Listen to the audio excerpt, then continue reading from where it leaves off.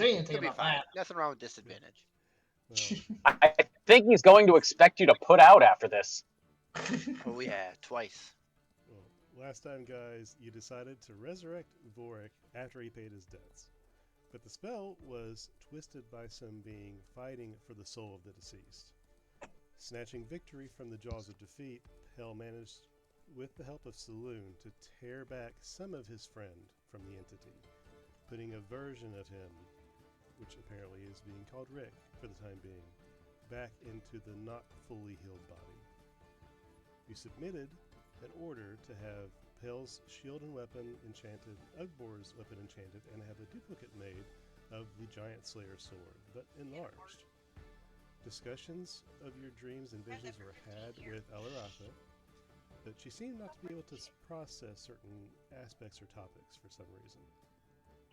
Many people touched base with you following the trial, including Nilian Perthana, Osere, and Torin, who seems to have developed a kinship of sorts with Rick.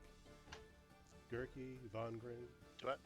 Debruk, Ladorn, and a strange frog-like creature named Rongon, all sharing various sentiments and messages and generally touching base with all of you in different regards.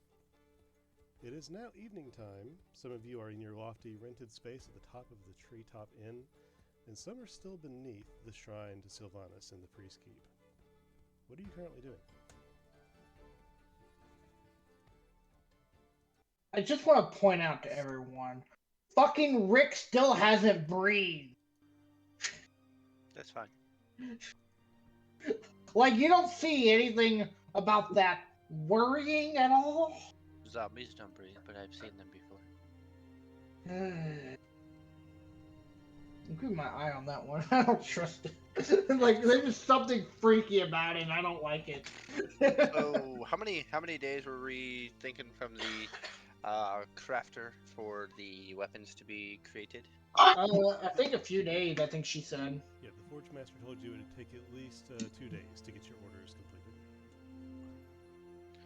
And One being completed today. Keep talking, nothing changed. I'm going to just simply go to bed early. I got myself a busy day tomorrow.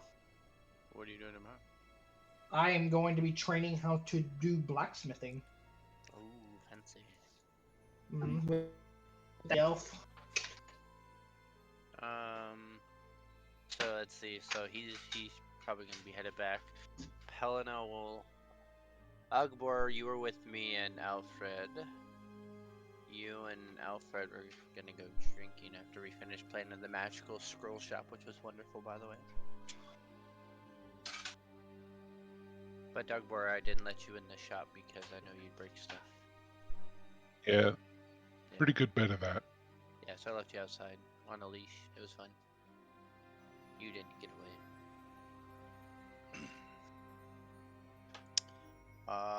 Is Pel? Oh, so Vork's gonna be late, right? Yeah, he's gonna be late. That's fine.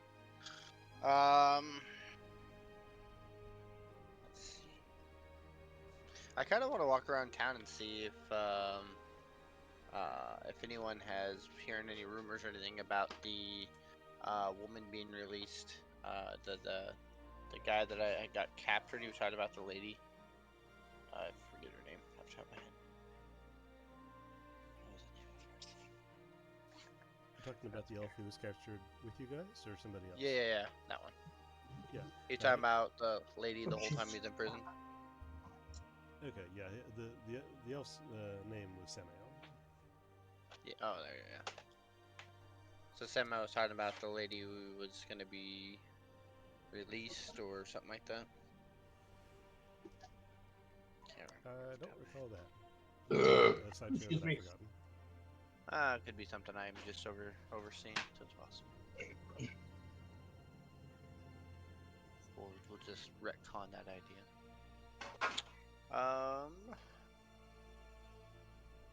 I'd like to walk around and see if I can find any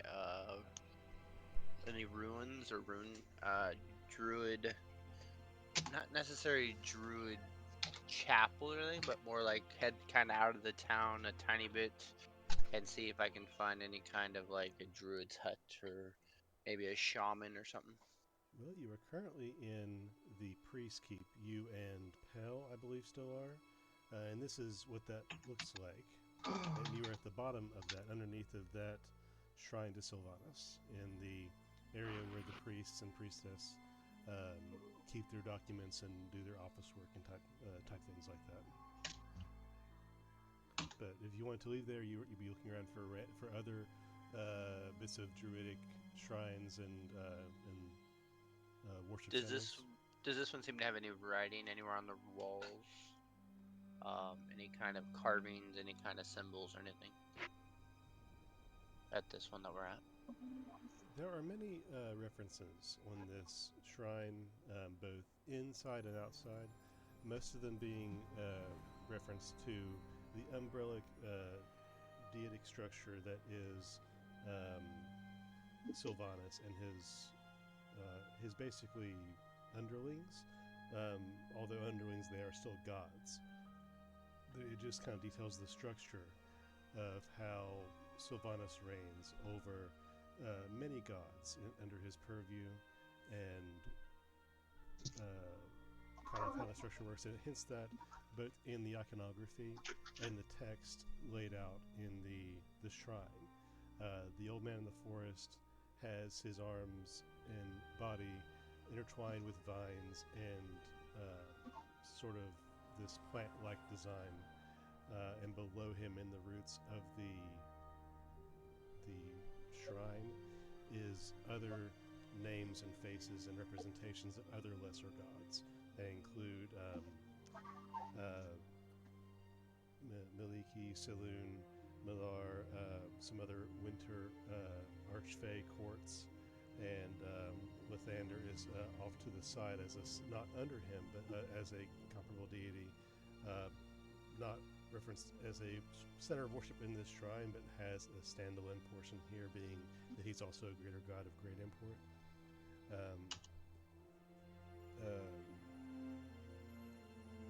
There's one more here that I cannot pronounce. Sashilas? But those are the main structures within this that you see as far as text and anything that would indicate other gods in this area. Okay.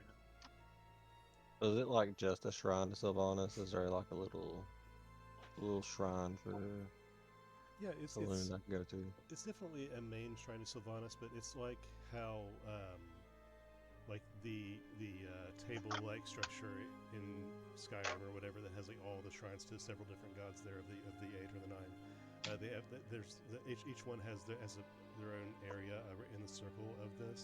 The center being dedicated primarily to Sylvanas, but there are several arcs in shrines of worship around this great shrine in Rowan. Would I think that any of the elves in the chapel remember, know any history of the runic magic created by the monks of Monorail? You can certainly ask.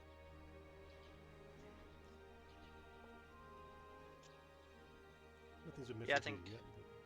Yeah, I think, well, looking back onto kind of what I've read and done, it sounds like, looks like the longevity of the elves. So, it sounds like a lot of the elves have spent many times studying the runes. Maybe someone here will know more about the runic magic. Maybe feelings. Sure. Reaching out to somebody here, one of the other lesser priests that tend to this shrine, you ask generally about runes and their magic and their ties to the gods and things of that nature. They don't seem to be able to give much input on the other shrines, the other runes that you're referencing. They know that some of the runes that apparently that specifically appear on Lazare's and Torin's bodies that have appeared recently seem to be tied to Sylvanas in some way. And they're still not really being studied, but the information is very fresh to them. And they make it plain that while both the seat of religion and the seat of arcana are very interested in the subject, it is not proper to just go up and ask somebody about this when they're so respected and so it would be the equivalent of asking somebody a very intricate medical question without the proper preamble, if that makes sense. It was just not in proper general speak. So in that way, it's very hard to study these things because they're so new. There's only one instance, but you can't really approach the subject. Okay. I will ask them if they know of anyone besides those who have runes that have been harnessed to them, or brought to them, or gifted, I should say. Is there anyone else in the chapel here that would know any more in-depth details? Maybe an elder who's been around longer, who's had more time to kind of study and kind of hear things of all things, being around as long as they have. Sure, you are directed to both the seat of religion, Alderatha, who you've already spoken to, but also the main priest for Rowanwood and Sylvanas in this way. And you know, both of them, if when approached with the subject of the other gifteds or other runes happening, they start to try to ponder the situation, and then again, just their mind wanders off, their face goes blank, their smiles droop, and eventually, after a few moments, they regain themselves, not remembering the conversation that they were having with you. Do they seem to have any stones on them, maybe, per se? Like, any have been put on them that maybe give them the thought of forgetfulness, or anything obvious while they kind of go into their blank lostness? Like anything glowing that would kind of give a sign that maybe they have some kind of runic in them? Sure, make me a... I'll tell you, you can make either a perception or an arcana check. I'll do arcana, of course. Let's see how bad my first roll of the day is. That would be 21. 21? No, you don't see anything going on them at all. Nothing magical, runic, or otherwise seems to be activating on or around them when this happens. Okay. Alright. I will thank them for their time. Look at Pelano. Even he's probably looking kind of strange with all the stuff going on with, but do you wanna head anywhere else, Pelano? I think I might pray here. There's like a little spot for saloon right over there. But I'll meet you guys back at the top of the tree. Oh yeah, we got a place here, don't we? Yeah. I haven't been there yet. It's that really big tree house. We got like the main top room. Gotcha. Yeah. Alright, I'll wait outside. It shouldn't take too long. Focus. Pelno, is there anything specific you're praying for, or anything you want to commune with Saloon about? I don't know, maybe like just see if she knew like what happened to Vorik, or if it's like my fault or something that he's weird now. Okay. That's fucking hilarious, Jesus.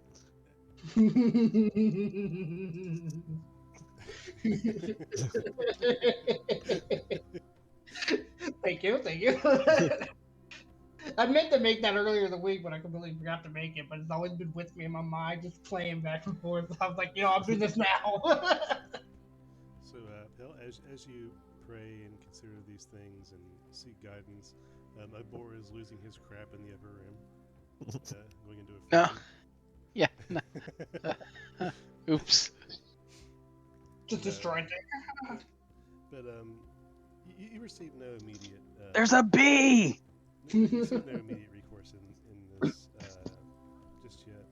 You don't feel like someone isn't hearing you, but it's just one of those times where no words need to be spoken. So it is my fault. Alright, well, he'll just get up and be like, please look over all my friends. Please don't let them die again. And then he'll just walk out. While not feeling words, you know you don't always commune with gods in a verbal sense. They don't always work on a mortal communication level. Sometimes it's just a feeling, like a nonverbal communication. And when leaving, you feel a feeling of peace and comfort, and the sense that maybe your friend has been relieved of a burden in a way people have not had in a long time. He's fucking undead, yeah. Maybe he's better this way. Don't All right, fucking accept it. Let's go, bud. Well, while they are traversing the streets, what is happening in the upper room as evening begins to set?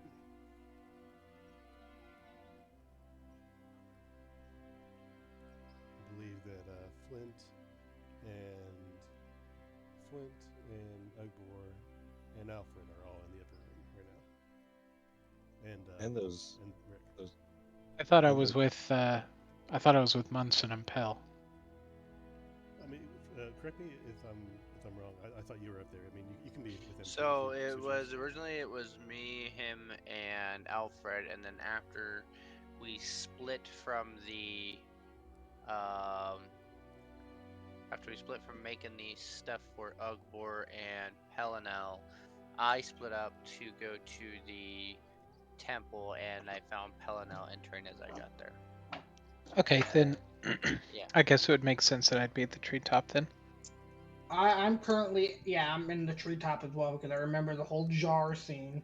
Then you dimension doored up to the top or something. Yeah. It's like, fuck the stairs.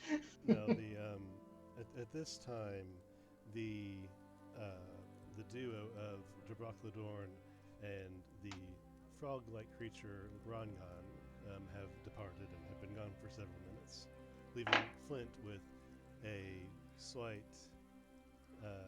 reinvigorment in thought of what can be possible with some modifications to his past items.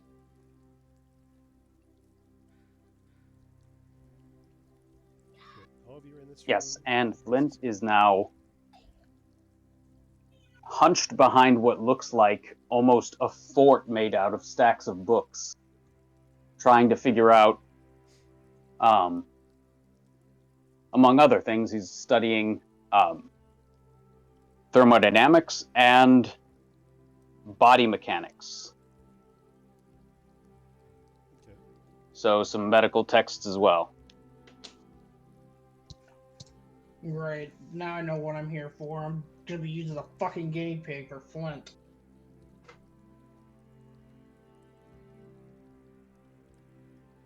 I wouldn't touch you with a 39.5-foot pole. Why so specific with the number?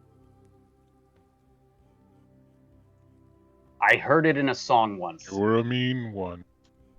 Mr. Bitch.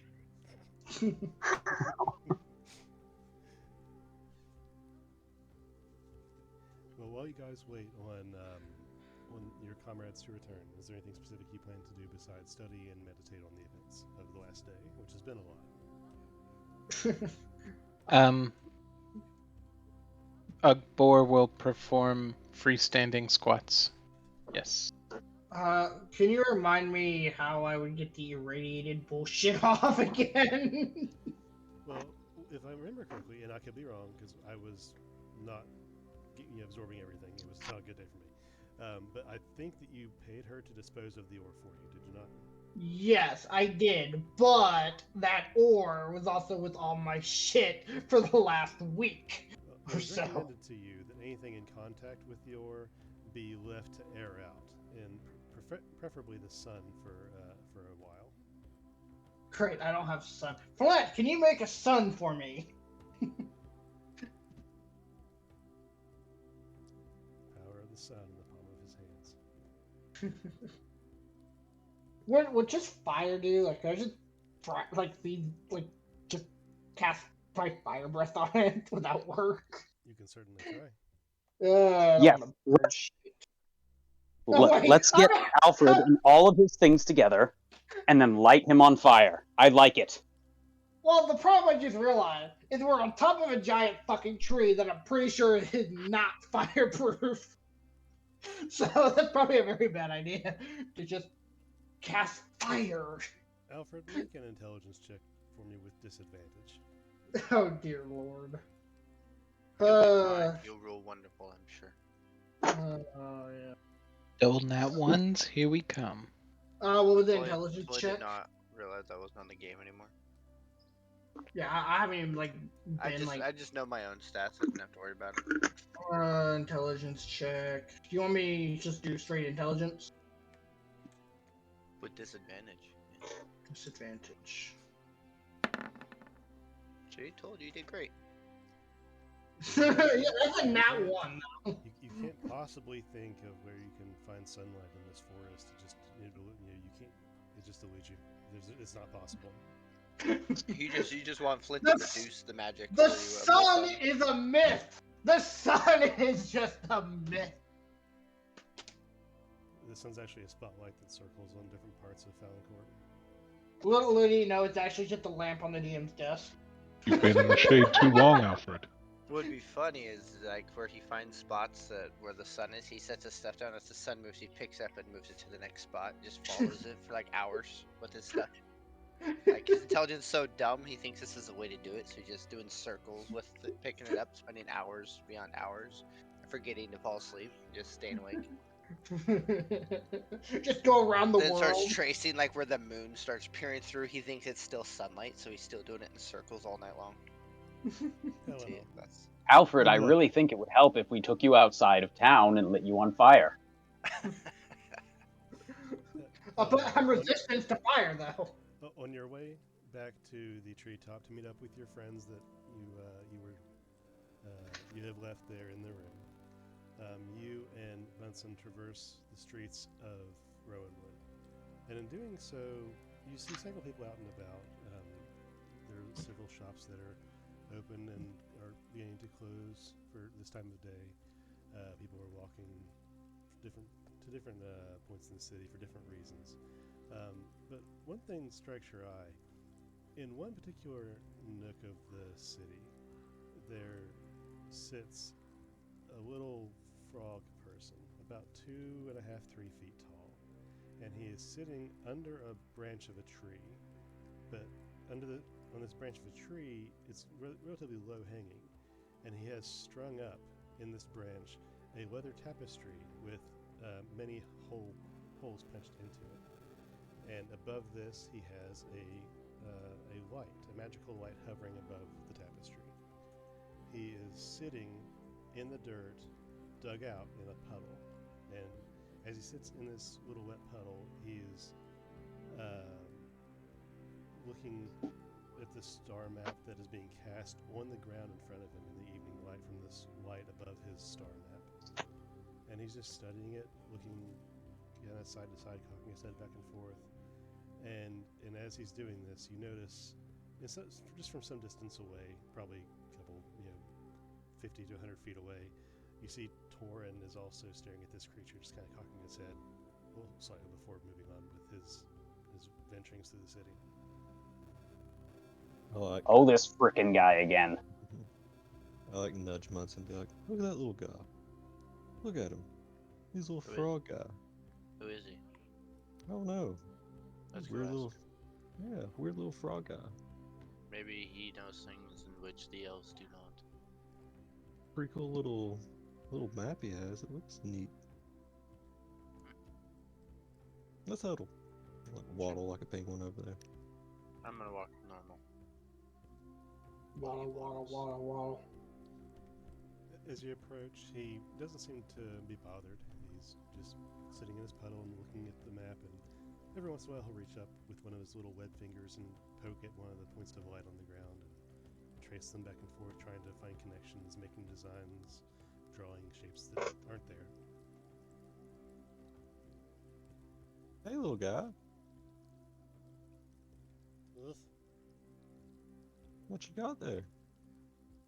Stars. Many stars. You got them right there? It means stars. It represents the light in the sky. Ah, I like the light in the sky. You see that big one right there? You like point up towards the moon. I love that one. It's my favorite one. Really? Yeah. Rangan looks for more. There is more, isn't there? Oh, probably. But that one's really cool. Where can I find more? I mean, somewhere up there, I guess. You just gotta look really hard. Rangan has traversed very far, looking for more. I don't know where to go. Maybe you can get up there somehow. Ladder? Maybe. Maybe a really big one. No, Am I here at the time? I don't think that'll work. You are in your room. No. Oh, okay. I don't think that would work. The ladder then should start on mountain. Climb tallest tree. Probably be the closest you'll get. You see him stop and think for a minute. And stand up out of his puddle, his bottom half covered in a thin layer of mud.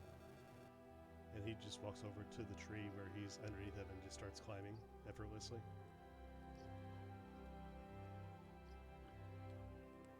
Well, I guess that was simple.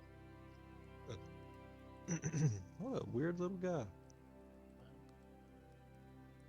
He had a puddle. He took the map with him, I take it.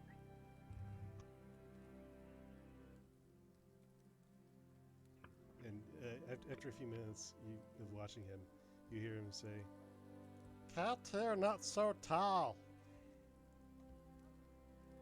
What do you say? Yeah, it seems we have like a miscommunication. I feel like you say things and we just can't really understand you that much.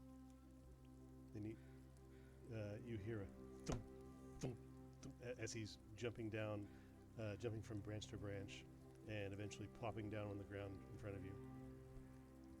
Halt here, not so tall. And he takes his finger and writes on the ground in common, Caltir.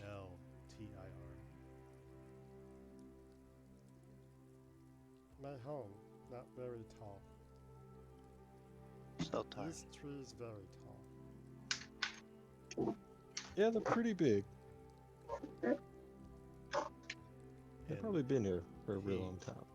he also just, as you're talking, very quickly sketches in the mud that is next to his little puddle a square, and fills in the square with very large vague shapes as he fills in the shapes with details and artistry with his fingers and some sort of stick that he found is nearby.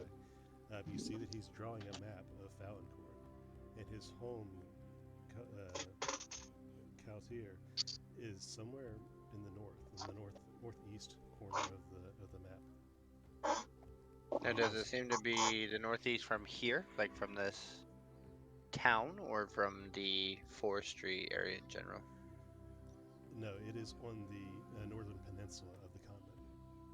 Ah, gotcha. Hey, you're good with maps, aren't you, Munson? Yeah.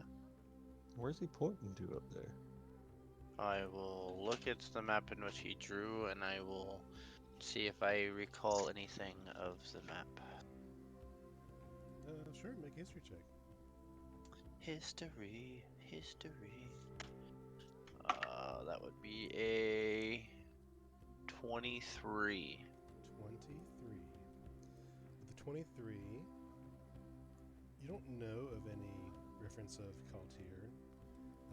You know, it's pretty clear where he's drawn, and he's pointing to an area around what you know as the Rotwater Bog.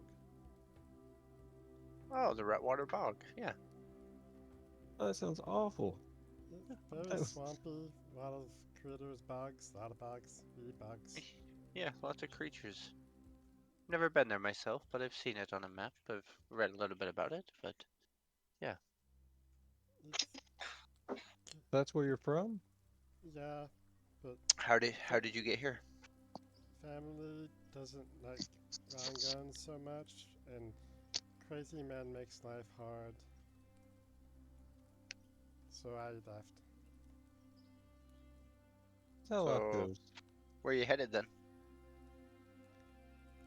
I don't know. I came down looking for more. I don't know where More to what? go. I know I have to find more, but not sure where to find it. Trying to find more stars, or more family, or more of what? I don't know. Stars just tell me more that there's more, and I should find it. That's a pretty vague concept. I mean, there's more of everything, really. I freaking know, right? It's so hard. No one helped Interesting. Rangan. Most people see Rangan and they don't like to talk to him. They're just hard to understand, that's all. They're just, Yeah. they run because they don't understand and it scares them, that's all. I don't want to be scared. Oh, I never said you were scary. Just the way you speak does not make sense to them, so they just don't bother. Yeah, Munson's here is real smart. Sometimes. You're an alright little guy. You ain't, like, mean or anything. At least as far as I can tell. That's good. You're not mean also. Well, I try Yeah. not to be. No, yeah. There's too much to explore to be mean. Only time to be mean is when you need to protect yourself. Yeah. Then the mean side activates. I pulled out my mean side recently. I tried to fight something that I should have never should have attacked. But I did. You're for friends? Yeah, we're buddies. No, We're also in a gang. this attack you made. You did this for friends? I did it to protect friends, yes? Rangan has done that, but did not feel good about it. No. I still wonder why I kept attacking when I did. I should have just attacked once. But I felt unless it was truly gone, I must keep striking. You know, It was a weird day. even when alligators bite, they do Yet it. I haven't pulled out my mean side since prison. Ow. Okay, you're a little out there. But we understood the concept. Even when alligators bite, they bite because they're hungry. They're not mean, but we still fight them. So Yes. that's not too celebrated, but Nah, necessary. most of the time that's just protecting yourself. Or protecting others. It's not about anger, that's just about protection. There's a difference. But who's supposed to win? Do I win? Am I alive? Is they lose? Who's supposed to care? Who made the frog different from the gator, and why? Is the more the answers? I don't know what I'm supposed to do. Oh, Pelinel should know more about that. Oh lord, you're an inquisitive little frogman. What are you? Sorry to be so weird sounding, but I feel like it's derogatory to call you a frogman. People call us Grung. Ah, Haven't met What's many his- Grung in my life. and what's your name, little dude? Hey, Rangan. No, Rangan's best spoken. But what is right is who's supposed to win? The frog, the gator. The stag is different from everyone else too, and the crazy one, and there's bad antlered things. And who's supposed to come out on top, and why? And who made Grandcon? Hey, What's it? some weird antler things. He could be talking about just deer. Oh yeah. I also could be talking about my dream guy, so it's kind of a toss-up. Can I do a history check on grungs to see if I know anything about them? Sure, go ahead. I know real bad. Finally. That'd be a 12. 12. You don't know very much about Grung. Matter of fact, few people do. There are people who live mostly in isolation. It's actually very surprising to find one who speaks more than just the Grung language. Beyond that, they seem to have some sort of hierarchy based on their skin color. The one before you is purple in skin color. But you don't know much beyond that. So Also, does the welcome to color determine what they are? So, like, you know, what kind of nature they come from? It's not very clear in the books that you've read. It could either be their role in the hierarchy, it could be their skill set, it could simply be their pigmentation determined by their birth.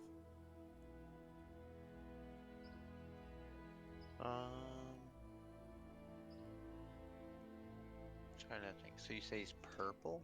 Yes, he's a very light purple color, and he the only things that you see he has on him are the seaweed hat and skirt that he constantly keeps wet, and he has the star map, which covers his chest during the day, but apparently at night he likes to hang it up in this manner and use the magical light from the staff that he has with a pink lily growing from the top of it to light up the star map.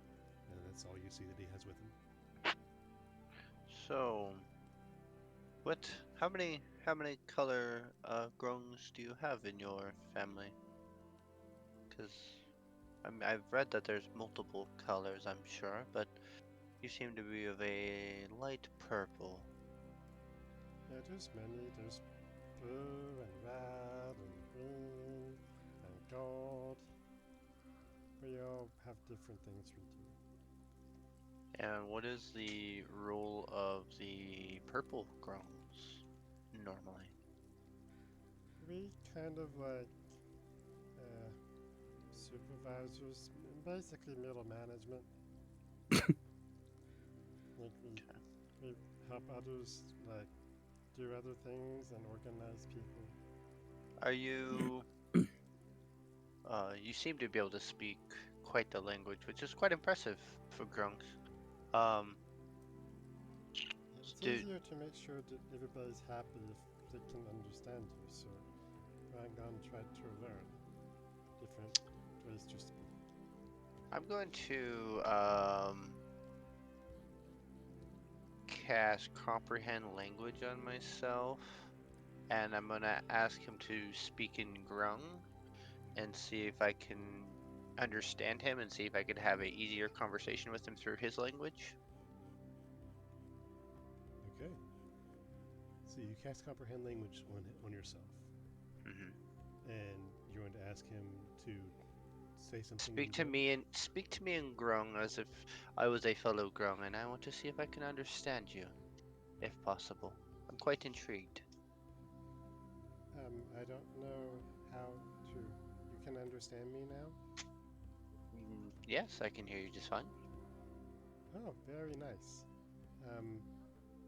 How did you understand me now? Magical means I'm able to adjust, basically like tuning certain words in certain dialect, and then it turns more fluent as if it's something I've known my whole life.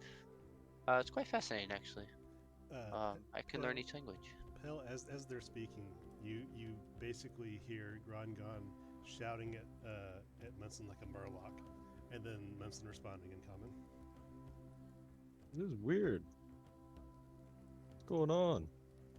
Yeah, So- Cast tongues. I want to cast tongues on myself. Wait, hold up. What did I just hear? I was like messing around my phone while this is going by, and I just hear something about tonguing something. What? cast a spell. There we go. Okay. Please tell me you're not tonguing the frog. So, Maybe. you cast tongues on yourself. Yeah. Like, this is weird. Hold on a second.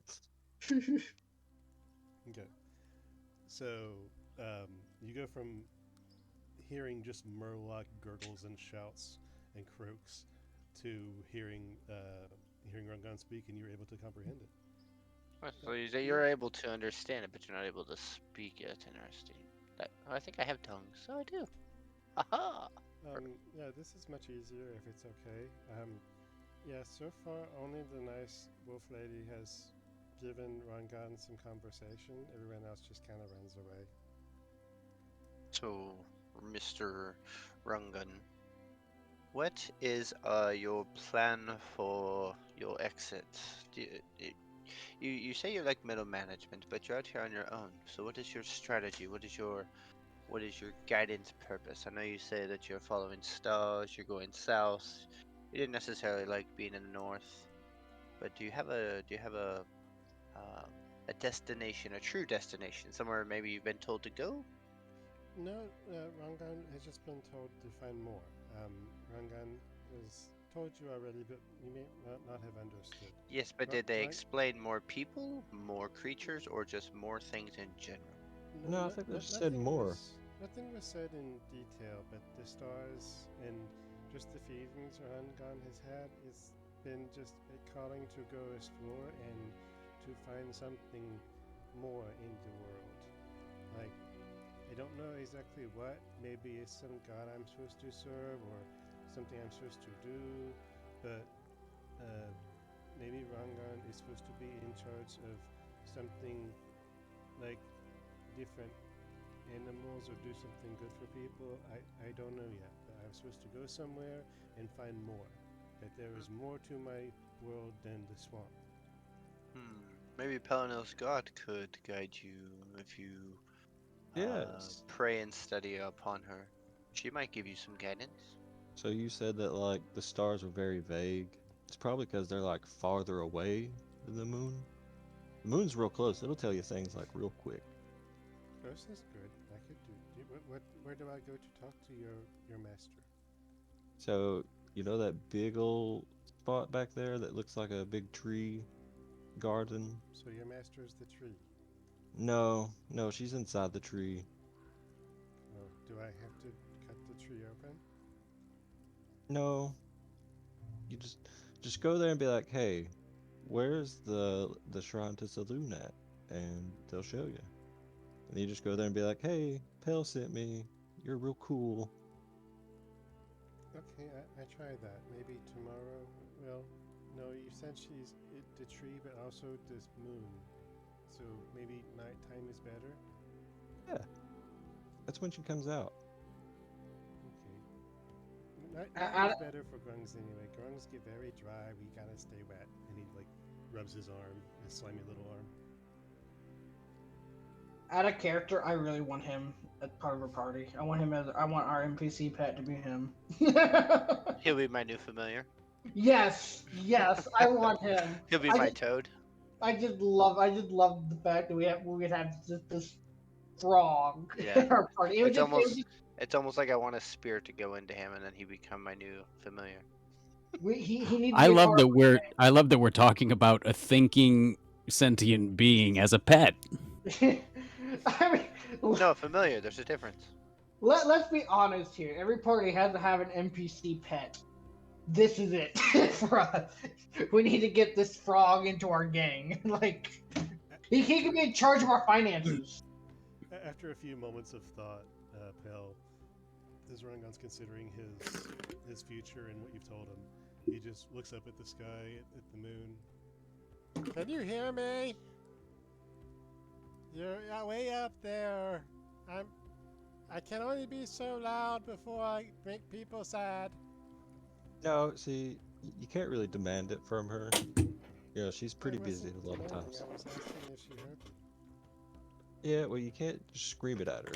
She, you know. Sorry! No, we don't do that. Is there anything we could help you with, Rongdung? Any guidance we could offer you before we go on our way? No, Where no, where you you've been very nice, thank you. where you staying at tonight, little buddy? You just sleeping on the streets? I Yeah, think he stays in the water. Just say. I sleep here. I gotta stay wet. Well, we got a bed if you want a bed. No, thank you. But I appreciate the kindness, but I'm good with the bed. I'm good with this paddle.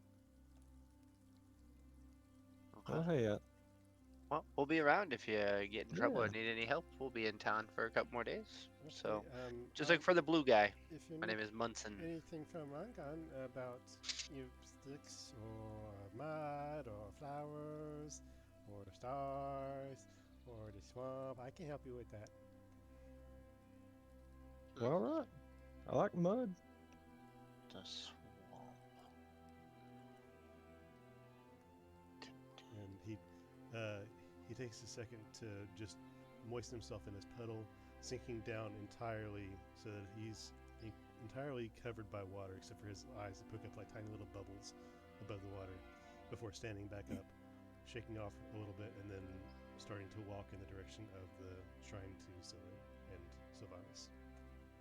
Well, there we go. I think we've done some good deeds. Better. Oh, by the way, pal, here's your bag. Oh, thank you. You're down to 12,450 gold pieces. Just All remember. right. Yes. You have a weapon and a shield being produced. I have a item create. Well, not me.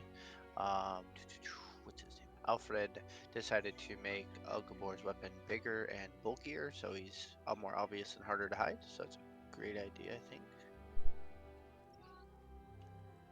All right. Well, I bet you guys did good. I can't wait to see what you got for us. Now, sooner or later, you guys make your way back up to the room where you were staying and come inside to find the rest of your group, both exercising, studying, and what is Mr. Rick doing at this time? Just following Pale around. Well, you were at the room and alone with Alfred and Ugbor and Flint, while Pale and Munson were about town. Oh. Alfred, Ugbor, and Flint. Yeah, you actually saw Rangan before with Flint's past companion, and aside from them coming in the room and confusing Rick even more than he was, you see that Flint is currently studying some books given this insight, and Ugbor has decided to take up on some exercise. Was that pre this? Did we meet that guy afterwards or before I died? That was just a couple hours ago. Oh, okay, so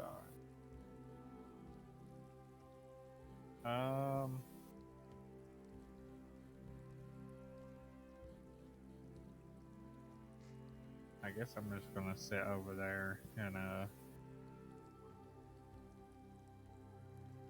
the motion, I don't know what to call it, but pretty well how he sleeps. Okay. So if Ugbor or Flint or Alfred were to look over, you would just see Rick sitting in a chair or his bed, not breathing, not blinking, not moving, just staring straight ahead for minutes, hours.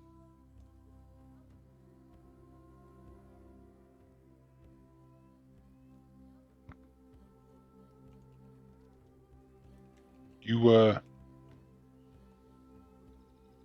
feeling okay there, buddy?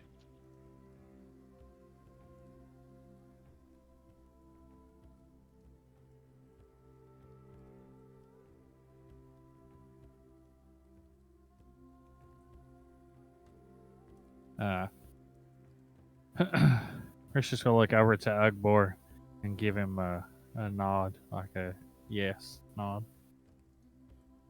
Still not blinking or anything that whole time. Keeps me out. Easy. Boy, before I forget, let me see your breastplate for a moment. He wants to see your breast. Little Sure. little does Akbar know we're just slowly disarming him. Look here. And Flint's gonna reach into his bag, and he's going to affix four little pads to the breastplate. Kinetic dampeners. Ooh.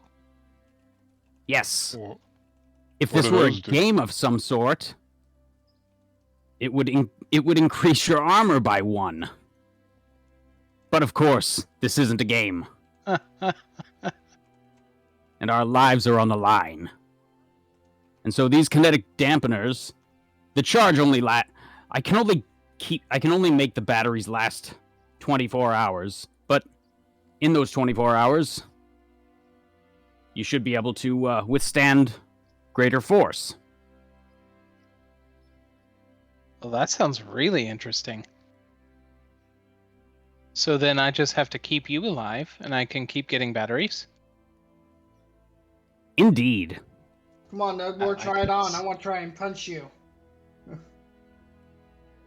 I was going to suggest you run full force into a wall, just to see, Well, because you've never been punched by Alfred before, and so you have no basis for comparison. This I'm is true. sure at some point you found yourself kissing the plaster, as it were. A time or two. Okay, sure, I'll try it on. And this is how we're gonna have to pay damages to the fucking hotel owner. So Akbar puts on the modified cuirass and runs chest first, hard as he can, into a wall. Okay. So tell me, Flint, can you tell me again mechanically how these work, or can you put it in the Yes. anything? Just to refresh myself. Do Didn't I you run must- to- Okay. Must I remind everyone that we are in a wooden structure on top of a very, very tall tree? Dude, it'd be really funny if I just ran off the edge That's through the what wall I'm- and off the platform. That is what I am genuinely afraid of right now. Especially if you're going full fucking force.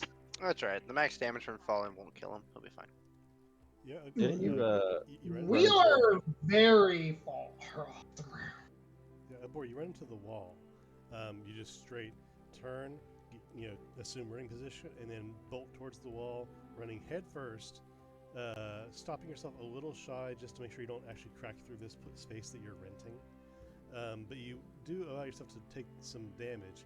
But when you hit the wall, you feel this, just a sudden waft, a beam of just zoom, and this cushion of air just puffs in front of you in some sort of arcane technological force that just softens your blow against the wall.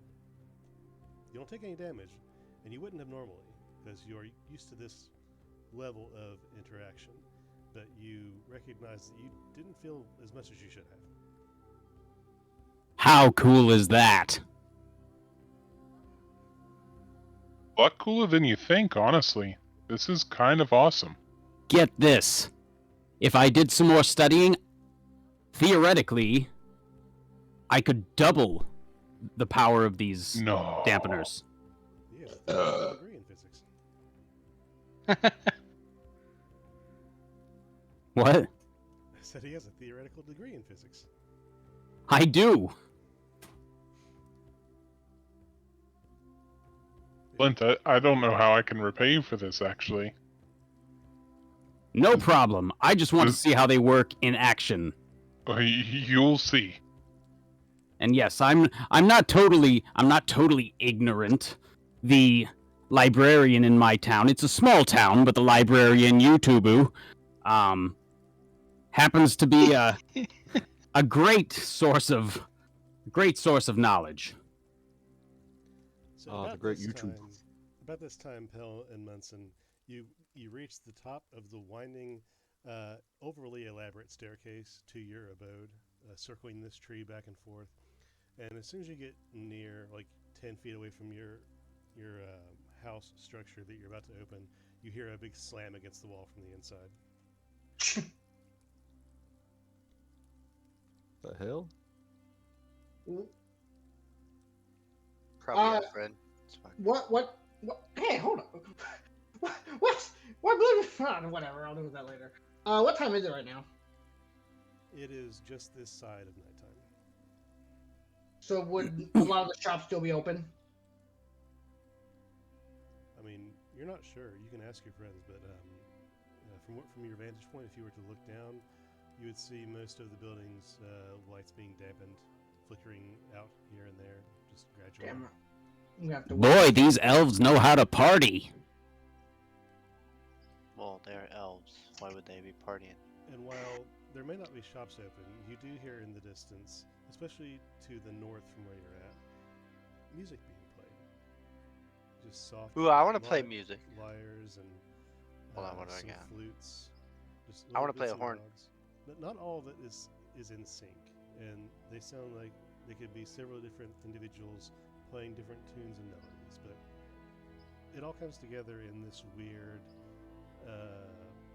sort of mishmash of very soft, flowing, happy popping, then suddenly slowing down and coming to a gentle rhythm, just all together as different bards and different musicians of different aspects all take the night to just enjoy themselves with their instruments.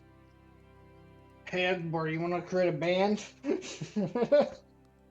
Flint will take a stick and quickly hollow out the inside to make an impromptu kazoo and attempts to join in. And I'll Here, I'm play going. my I'm horn. half bad with a pan flute. Okay. I'm really good with a horn. Falonkort, quickly get a set of drums. I'll say you can find sufficient materials within your toolkits to take a small piece of wood that you either would have happened on or take from some tindering kit. I'm in a tree. And you sure are, buddy. I'm going to have you roll 2 performance checks. The first one to craft the kazoo. I'm going to also try to sing along whatever fucking song he's playing. Now, Do I get a bonus for woodcarver's tools? Are you proficient with woodcarver's tools? I am. Then you add your proficiency to that. So that would be 8 plus, what's your proficiency? 8 plus 4. Okay, total of 12. Alfred, what'd you roll for? I'm going to sing basically whatever Flint is going to be playing on his little flute. Okay. So 12 to craft your kazoo. Now give me another performance roll to try and play the crafted kazoo. Outstanding. Not bad. You play, I mean, it is literally a wooden handmade flute that you just made. I'm going to give myself a little boost on this. Okay. You're having a flash of some sort of intelligence. Flash yourself.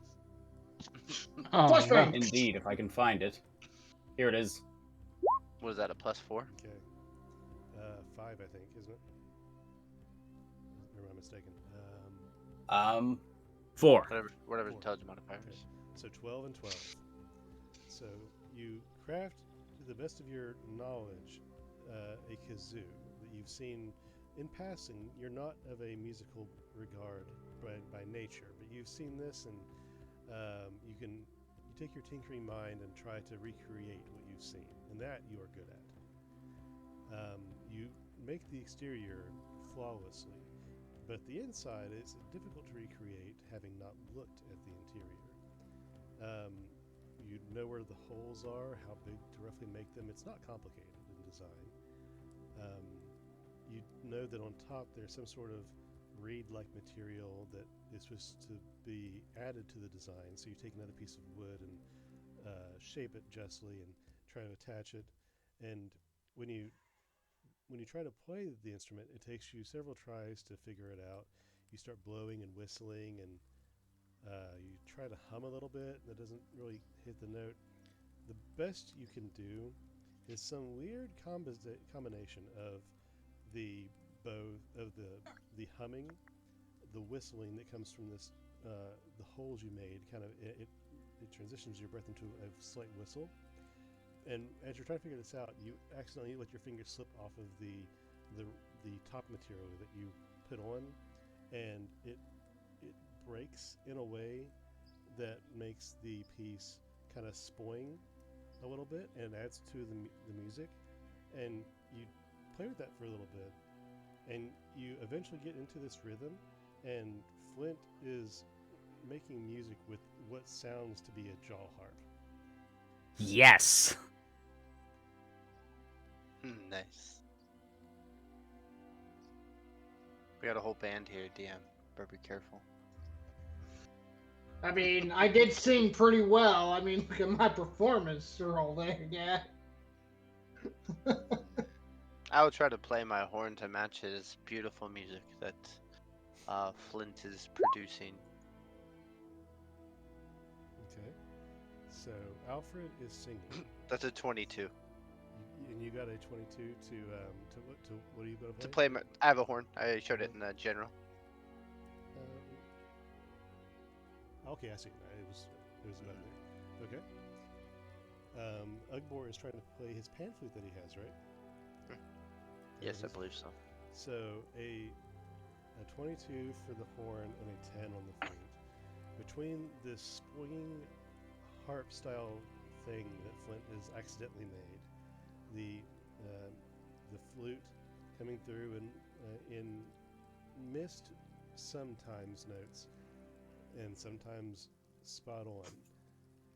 The horn ties them both together in this weird, strange, shimmering flute music out of all of you that kind of joins the cacophony of pleasant sounds from outside. And Alfred, are you singing any specific words? I guess I'm not really, since, we're not really doing an actual music set. It's more of just kind of... Au contraire, mon frère. I will find a rock and pull 2 hammers out of my bag and tap a little beat onto it. And now this rock is giving us a 4 on the floor beat as well. Okay. So with So that, the neighbors below us. with that in mind, Alfred, what were you saying about what you're singing? Kind of like, it's not really much of lyrics, but I'm just kind of, don't really know how to explain it. Kind of like a vocal, just a vocal note almost. Kind of like, not really singing with words, but singing with sound. Rope singing. Okay. I feel you. So, I mean, I don't really know how to explain it. Like, I guess I could, like, maybe find one, like, to kind of give you an example. Okay. No, I got you. What I will ask is, what are Pale and Rick doing at this time with this new happening? Well, Pale cannot play any instrument, so he'll just go try to find Rick and see him staring up like a weird possessed demon thing. Just be like, "Hey, hello."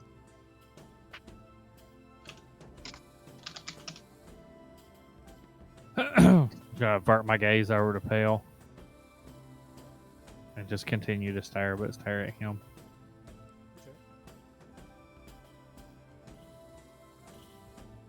Hey, let's not do that. I'm actually retracting what I'm saying. I'm gonna do this song. Fucking why not?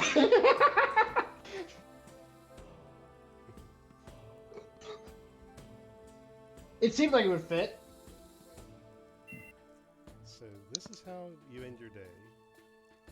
You come together, a group renewed without a debt above your head, some questions answered and more raised, and playing into the night, joining together in one unit, maybe the most adhered to each other that you've been since you've met. Eventually finding, one by one, dropping your music and playing individually, and eventually finding rest in the night as the night eventually takes each and every one of you into rest. After I finish playing my instrument, and before we pass out, I'm going to spend. I have it written down. That's how detailed I am right this second. I'm gonna take. I'm gonna take 34 minutes to put the scrolls into my spell book and spend the 850 gold, in which it will consume to write it. Due to my magic, I can do 2 minutes per one level of spell I can scroll into my book. So I'll spend 34 minutes to get the new spells put in. Fair enough. Now all of you can have considered yourselves as having a long rest now. The next day brightens up your little hut very much, being at the top of the trees and having many open windows and some lacking glass. The sun shines upon you first before the city of Rowanwood. And as the bright rays wake you and the warmth of this autumn evening strikes you, trees still turning from green to red, you hear the town below you come to life in not an unfamiliar fashion. Many people are walking and opening businesses. Some people are cooking and baking. Some people are still playing in the streets. If you were to look down, you would see little beings moving all throughout the city. Some staying in different parts of the city as if to find decent spots to take their morning tea and study on some notes arcane and ambiguous alike. And you wake your first morning free in the city of Rowanwood.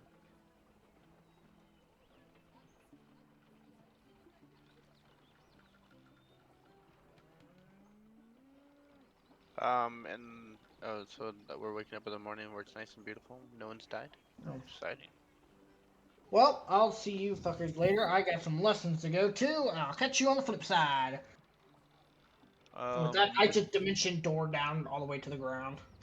When we wake up in the morning, I will ritual cast using my awakened spellbook. I'll ritual cast Find Familiar, and I want to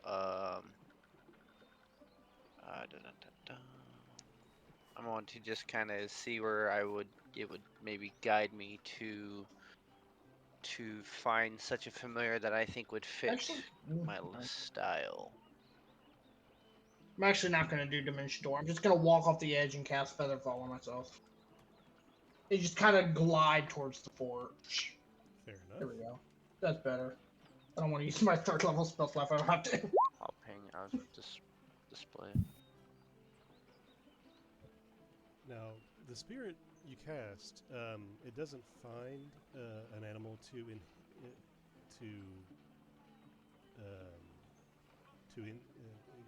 take control of, like a I can't think of the term I'm thinking of, like a possession. It's you get to choose the Inhabit. form when you cast the animal. Correct. I'm just trying to decide if my choosing would be more celestial, more fey, or more fiend. I kind of get to choose which style of spiritual entity it wants to be. So I'm trying to decide, with the way I am, with everything that's been going on, what I think I would pull out of the familiar spell within an hour. Which style of spirit? Roll a d3. Well, as you ritual cast this spell, Flint, you are awakened by You Squimbly, can do a percentile. who tugs on your bed sheet, and from the end of your bed raises up your glasses and hat to you. What? Good evening. Time to be on our way, sir. Come on then. We have to be off to the blacksmith, don't we? I'm sure we'll get quite an earful of Alfred going after trying to go after the after the blacksmith. Ha! You've talked me into it. Fuck you all. And before we leave the room, Flint casts the forbidden spell that he accidentally initially cast to call up the eldritch horror that now inhabits his toy robot. I'm sorry, what did I miss? He's my homunculus servant. Mhm. And I'm like, before we go, Mr. Squimbly, if you'd do the honors. And he's like, oh, yes, and what an honor it is. And he flies over to Ugbor's armor, and you can't really see what he does with it. It's just so fast. But as he flies back to Flint, the kinetic dampeners are recharged. Nice. Well, many things happen to gear up your team, Ugbor. You remember going through the city before, and you only had really one thing on your mind, and you asked around while everybody else kind of did their thing, and you have heard tell that while every district received part of the body of Dirkma in an attempt at a peace ritual, the portion given to Rowanwood was the spine, 85 feet in length, curled up and on display in the Hall of Exaltation at the Diversium. Interesting. Okay. His spine, Does huh? anybody have any You'd think they would have gotten business?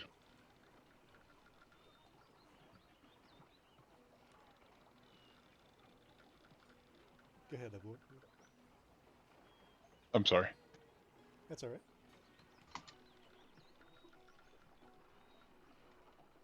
I think Is anybody else going off to the forge or the markets? I could use an adult. I mean, I'm heading there, so You're gone. yeah, I know. I'm already heading there. So if you're gonna go to the forge, I'm an adult. After I create my familiar, I can go with you, Flint. Well, Anybody have any reason to go to the Diversium? the Diversium? A library? Yes, I think I could think of a reason to go. Okay. Actually, Flint, roll a history for me.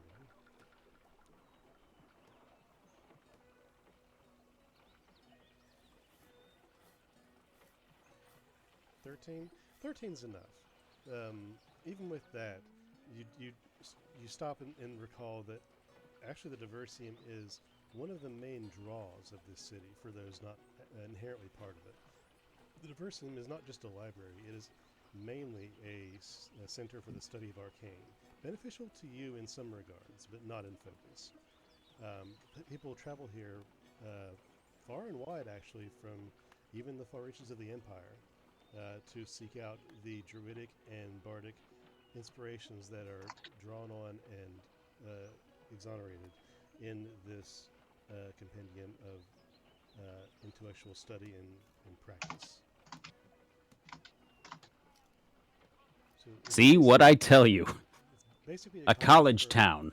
College for all things bardic, druidic, and general arcane study, as well as home to the Hall of Exaltation, which being one of the two main center points of this establishment.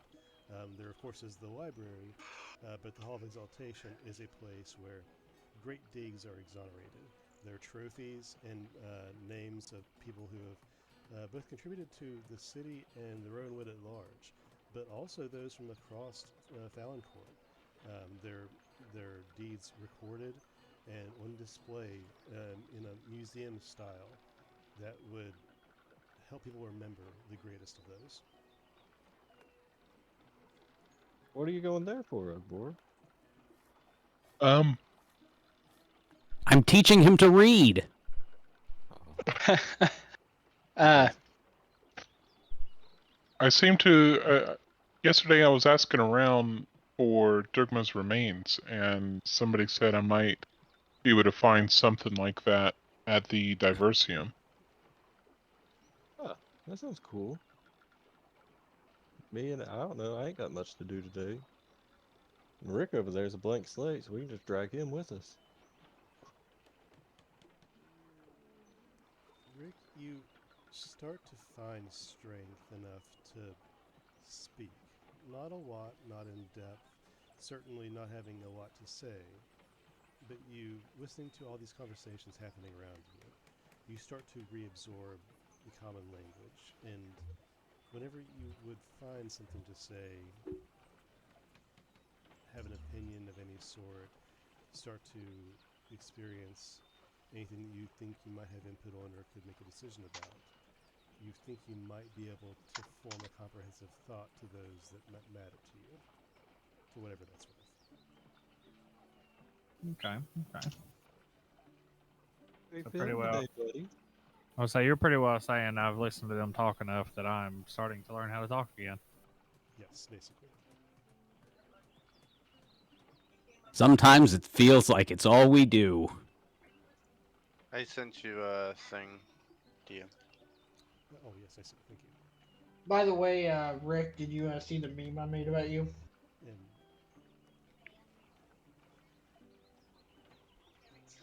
as you were talking to Yeah, it's hot. to Ugbor Palinel, and you mentioned dragging Rick around and begin to plan your day, you hear a and then the circle that Munson is sitting in shrinks rapidly in a puff of feathers that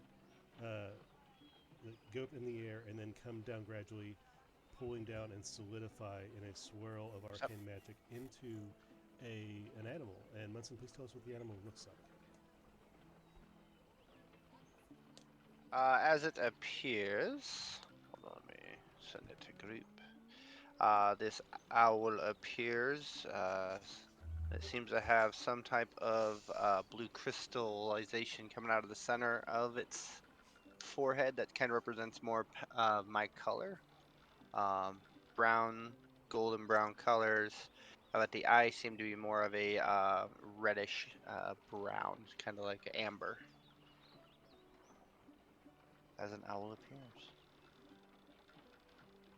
The owl gives a loud hoo from the middle of the room.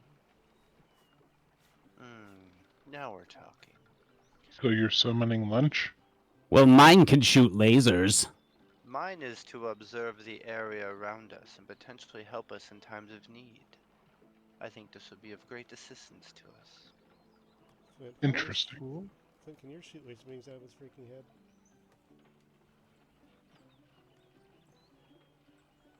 Flint can do lots of things. No, Shoot freaking laser swiftly. beams. Frickin' laser beams. Yeah. Well, who am I to judge?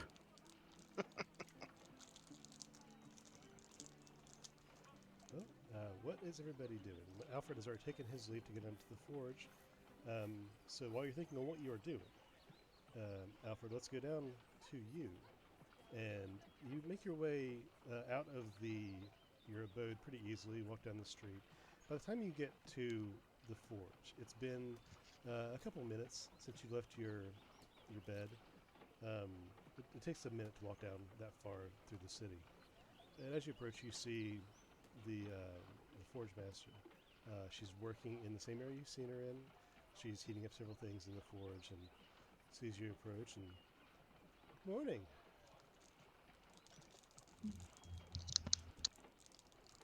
Gonna make sure everything needed. Good morning.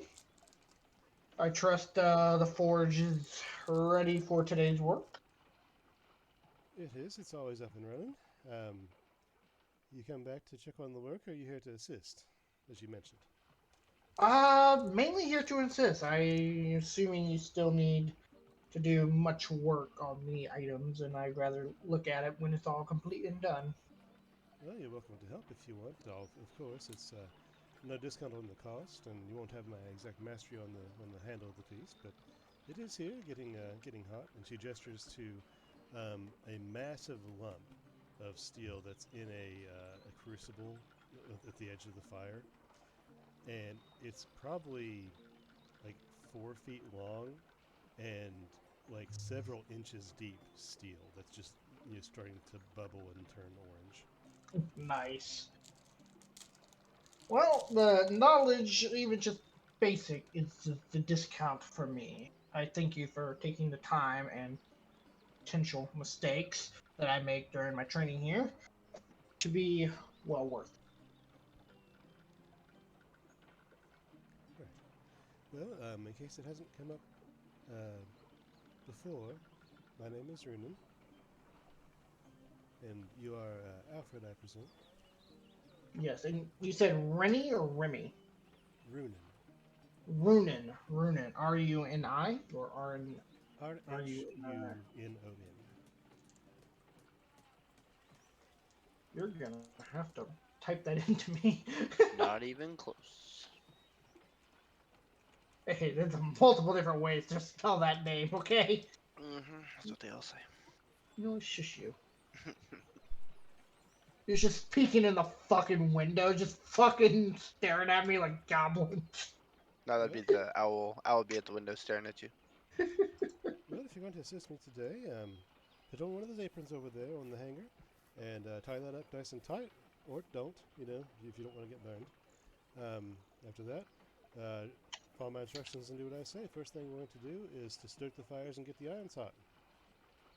Alright, I'll go ahead and put one on, and even though I'm resistant to fire, I will go ahead and,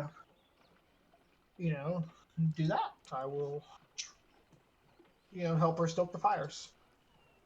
Okay. And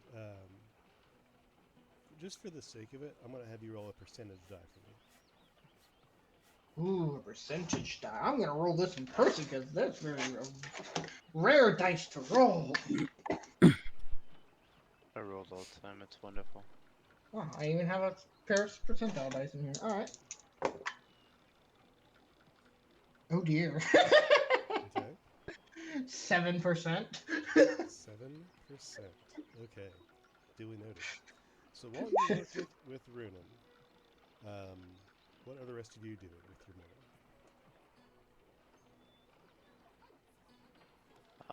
Sounds like we were gonna head with Ugbor. Yeah. That sound right? Yeah. I was going to stop at the forge before I went to the Diversium, but I could meet you there. Yeah, I'll go to the Diversium with Ugbor. Sounds good. Yeah. Don't want to leave him on his own, honestly. Okay. Yeah, I'll go. Just never know. He might have more rage moments. Might have to help activate it for him. Yeah, it wouldn't be good. Okay. Well, proceeding out of your hut and into the bowels of the city, you guys proceed uptown to the Diversium. You receive some basic directions from those about town, and it's not hard to see once you know what you're looking for. And you begin walking north to the large and, in some ways, ruined structures of the Diversium. The large building that is set up in several circular-style rooms and buildings that overlap on each other that look like something you would make with some sort of editing device if you were working on a computer or with some sort of terrain crafter, where it looks like it shouldn't exist in this physical form, but somehow it's been crafted to be impossibly structured. and one that can only be held up once the entire thing has been completed, so it can support itself. Some rooms are shaped in bubbles of stone. Some are round and squared, and there's large arches that are cascading down from tall peaks that don't seem to have a great reason to be up there. And as you approach this area, as the courtyards of the Diversium, the courtyards are covered in various shapes and sizes of trees and shrubbery, much like the rest of Rowanwood. But here it seems like the buildings, much like the gates of Rowanwood, were built around these trees, so as not to interfere with nature itself. And as you enter this space, you see many people around. Many of the bards you probably heard last night, practicing their instruments, just strumming, absent-mindedly as groups of them talk together, and some study and walk and talk as one or two holds a book open and they walk about. Some dressed in fairly puffs of cottons and different colored robes. Some obviously inclined in different persuasions than others.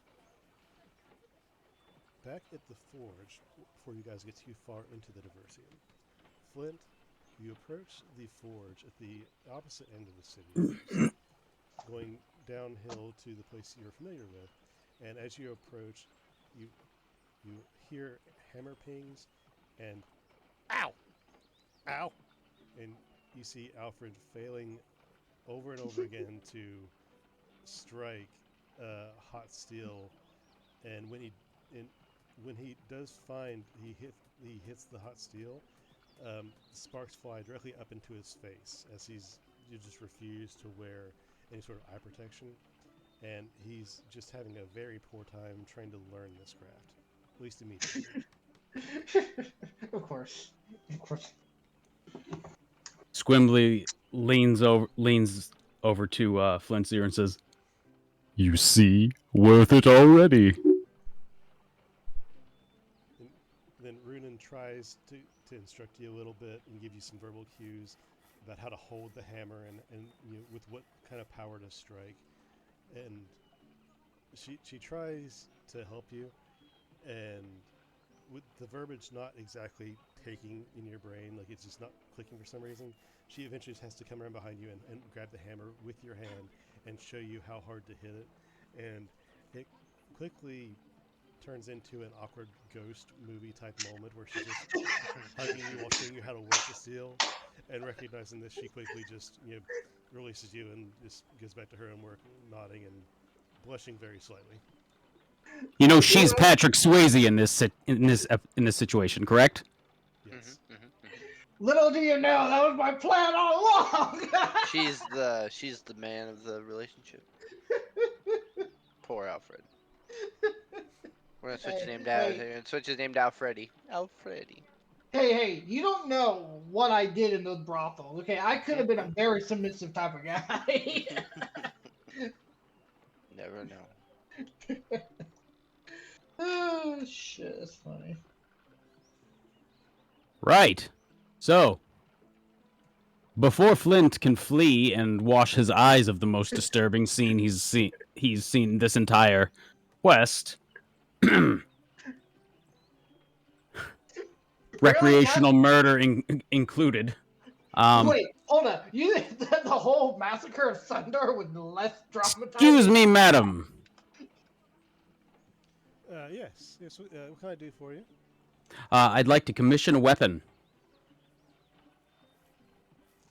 Okay. What would you like to order? Okay, so have you seen the play, A Hope That Is New? Forgive me, I'm not much for plays. I've actually seen very few. Well, there are these people who presumably come up from the sand, and they had these neat weapons. It's like a large stick, but it's like a club almost. But rather than a big cudgel, all of the mass is at the very end of it, so that it can be swung much faster. I see. Okay. And then I'm sketching out the, I'm sketching it out for her as I explain what I'm looking for. Okay. Okay. And my understanding is that you would be able to enchant this item as well. I certainly could for a price. This is very simple in design. I can certainly have this done probably within a couple hours. Outstanding, thank you. And then we talked about what the enchantment I was wanting. I believe so. That just the one that Did you message me? range? Yeah. Yeah. I probably got it. When he throws it, it flies away, and then he teleports to it. I love it. I'll take 6 of them. And then I would also like an inscription on the top of it, please. Okay. What type of inscription would you like? And she's now taking notes on paper. And I will write in fancy script, and I will hand it to her and show her this.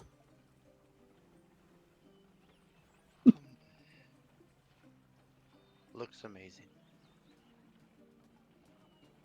I haven't shown it to you. You're not with me. It's made from flint. Of course it's going to be wonderful. I, for one, think it's the most beautiful thing I've ever seen. See? Perfect.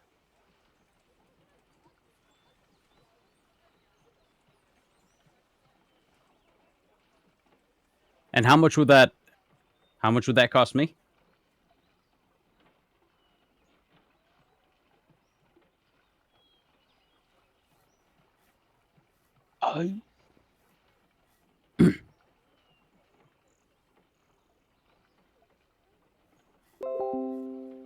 You killed the DM. God damn. He's dead. Can you hear me now? Yeah. Yep, my mic was muted. Sorry. Ah. With everything included, it shouldn't be terribly complicated, especially with the enchantment you've described. It shouldn't cost very much or be very complicated at all, honestly. We'll call it all in enchantment as well. We'll call it 40 gold. Fantastic. Great doing business with you. Very well. Thank you very And much. Shut up, Bone. And I will see you this afternoon. Thank you very much. All right, now this one's very simple. She turns to Alfred and starts showing him the design and is trying to help him make this very simple item. Flint, sorry in advance. I'm going to completely ruin this thing. It's going to be Flint, Don't worry Flint about it, gets Alfred. out of there. Flint gets out of there as fast as his little gnome legs can carry him. And Squimbly is sitting on Flint's shoulder, laughing his ass off. Okay. I am going to roll some dice real quick. Oh dear. Okay. All right. Oh, God. So Do I have to run another percentile check for this one? no, that's No, quite all right. DM already did. He's already said. So, eventually, Flint would find his way up to the Diversium in the courtyard. Seeing his friends have not made it very far, and your quest didn't take very long, personally. They're just milling about in the courtyard right now, looking at all of the people in the courtyard who are studying and enjoying themselves, beginning their days, planning their continued studies, and looking on into this sort of complicated layout of an organization. There are two main and adjacent buildings that lie in the center of the courtyard. Both circular in design, touched on one side that connects them, and out from them goes in one direction a connective hallway, like you would see at a hospital connecting one building to another. Just one hallway lifted above the ground, about a story or a story and a half, and it connects the top side of one of the main buildings to a structure on further down the courtyard, which is square and has a spiral going around the outside of the square building decoratively. Everything about this is elven in design, heavily. You haven't seen architecture quite like this in any of your recent travels. Maybe Ugbor has seen something like this in Alakra if he were to have passed through there, or something in that neighborhood. But this is strictly elven, made both with almost as much fashion as function. And there's just a strew of different buildings attached to each other in these weird fashions. I will have my owl fly around the air, and I'll telepathically talk to him and just see if he sees anyone kind of lurking, anyone following us. Just kind of seeing if we're being supervised or anyone kind of stalking us as we roam. Sure thing. You can make a perception check with your owl's modifier if you want. Be 15. 15. From the owl's eye view, you see that there is basically 6 buildings, if you count the main structure as one. They're laid out in a haphazard fashion as far as you can tell. There clearly has some sort of organization and design that's foreign to your previous experiences. But there's a total of 6 buildings. And you see many people walking around. Many are studying. You see some people practicing magics and musics.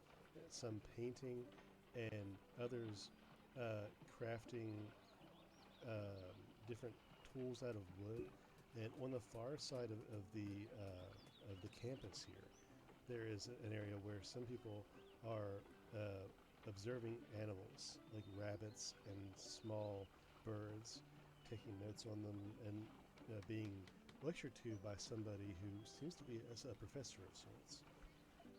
You don't see anybody behind you or paying attention to you from your bird's eye view. Nobody that seems to be lurking or doing anything suspicious, as far as you can tell. Okay. Yeah, I'll just as we go into the building, I'll have him stay, just kind of sit on top of the building and just kind of watch out and be kind of like my, I guess kind of like an alarm. I guess if there's anything that seems weird or anyone coming in that might seem kind of sketchy, besides the blue guy in Elven City. Sure.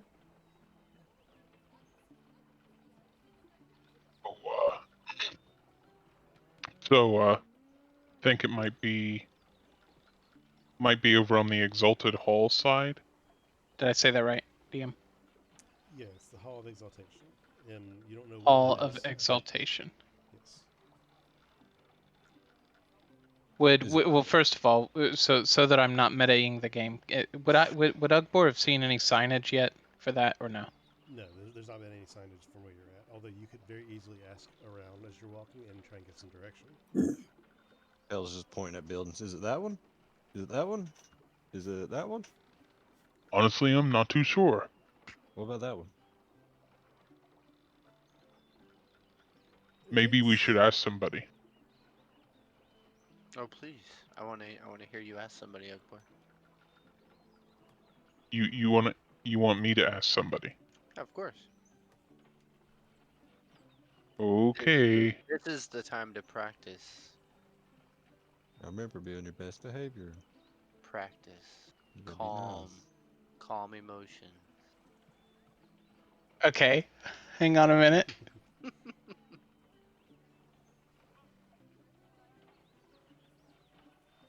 Yes. Okay. I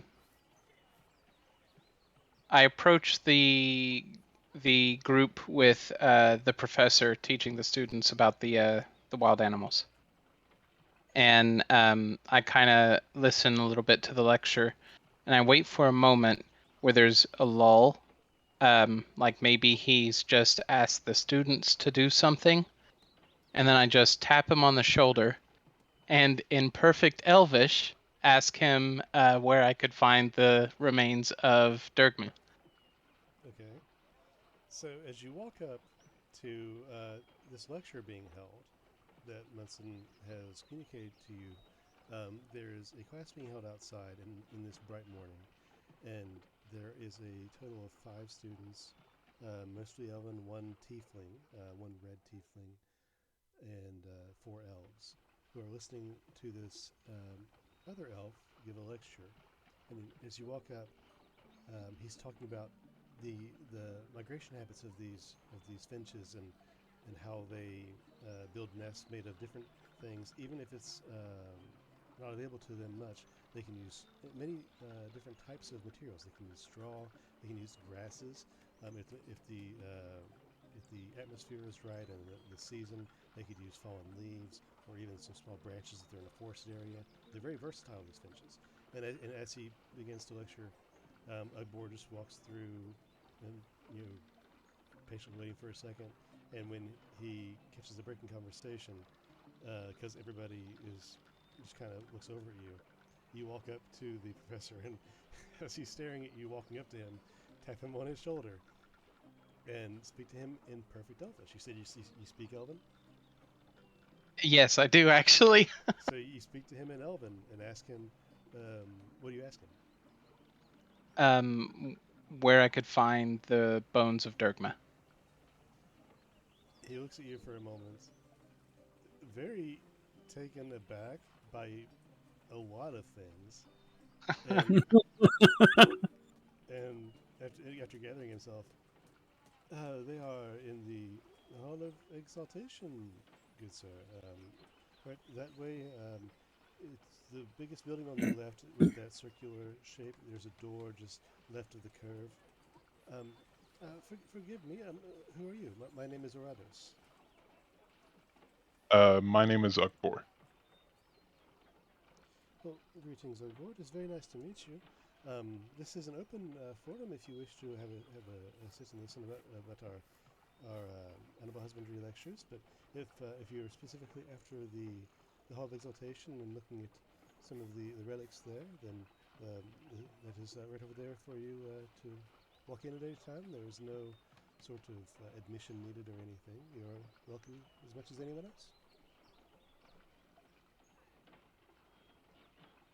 else. 1 second. The finches you're talking about, that is a type of small bird, right? Yes, the wood finch is over here. And he points up into a tree where 3 or 4 finches are dancing with each other and diving down and tweeting back and forth.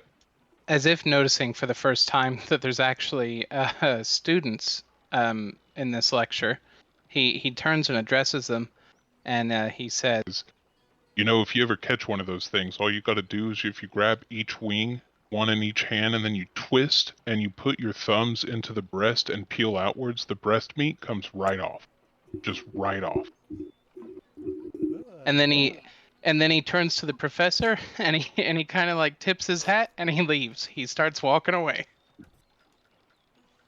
Well, duly noted, thank you. And he turns to the class. We shall cover the dissection and biology of animals in the later lecture, surely to be held, but he's actually quite right. I've done my good deed for the day. So Ugbor just approaches his original group, and in common just... Yeah, I think it's gonna be over there past the curve there. It's the round building. Ah, see? Okay, you did well. You did it. Know your enemy, right? Exactly. See?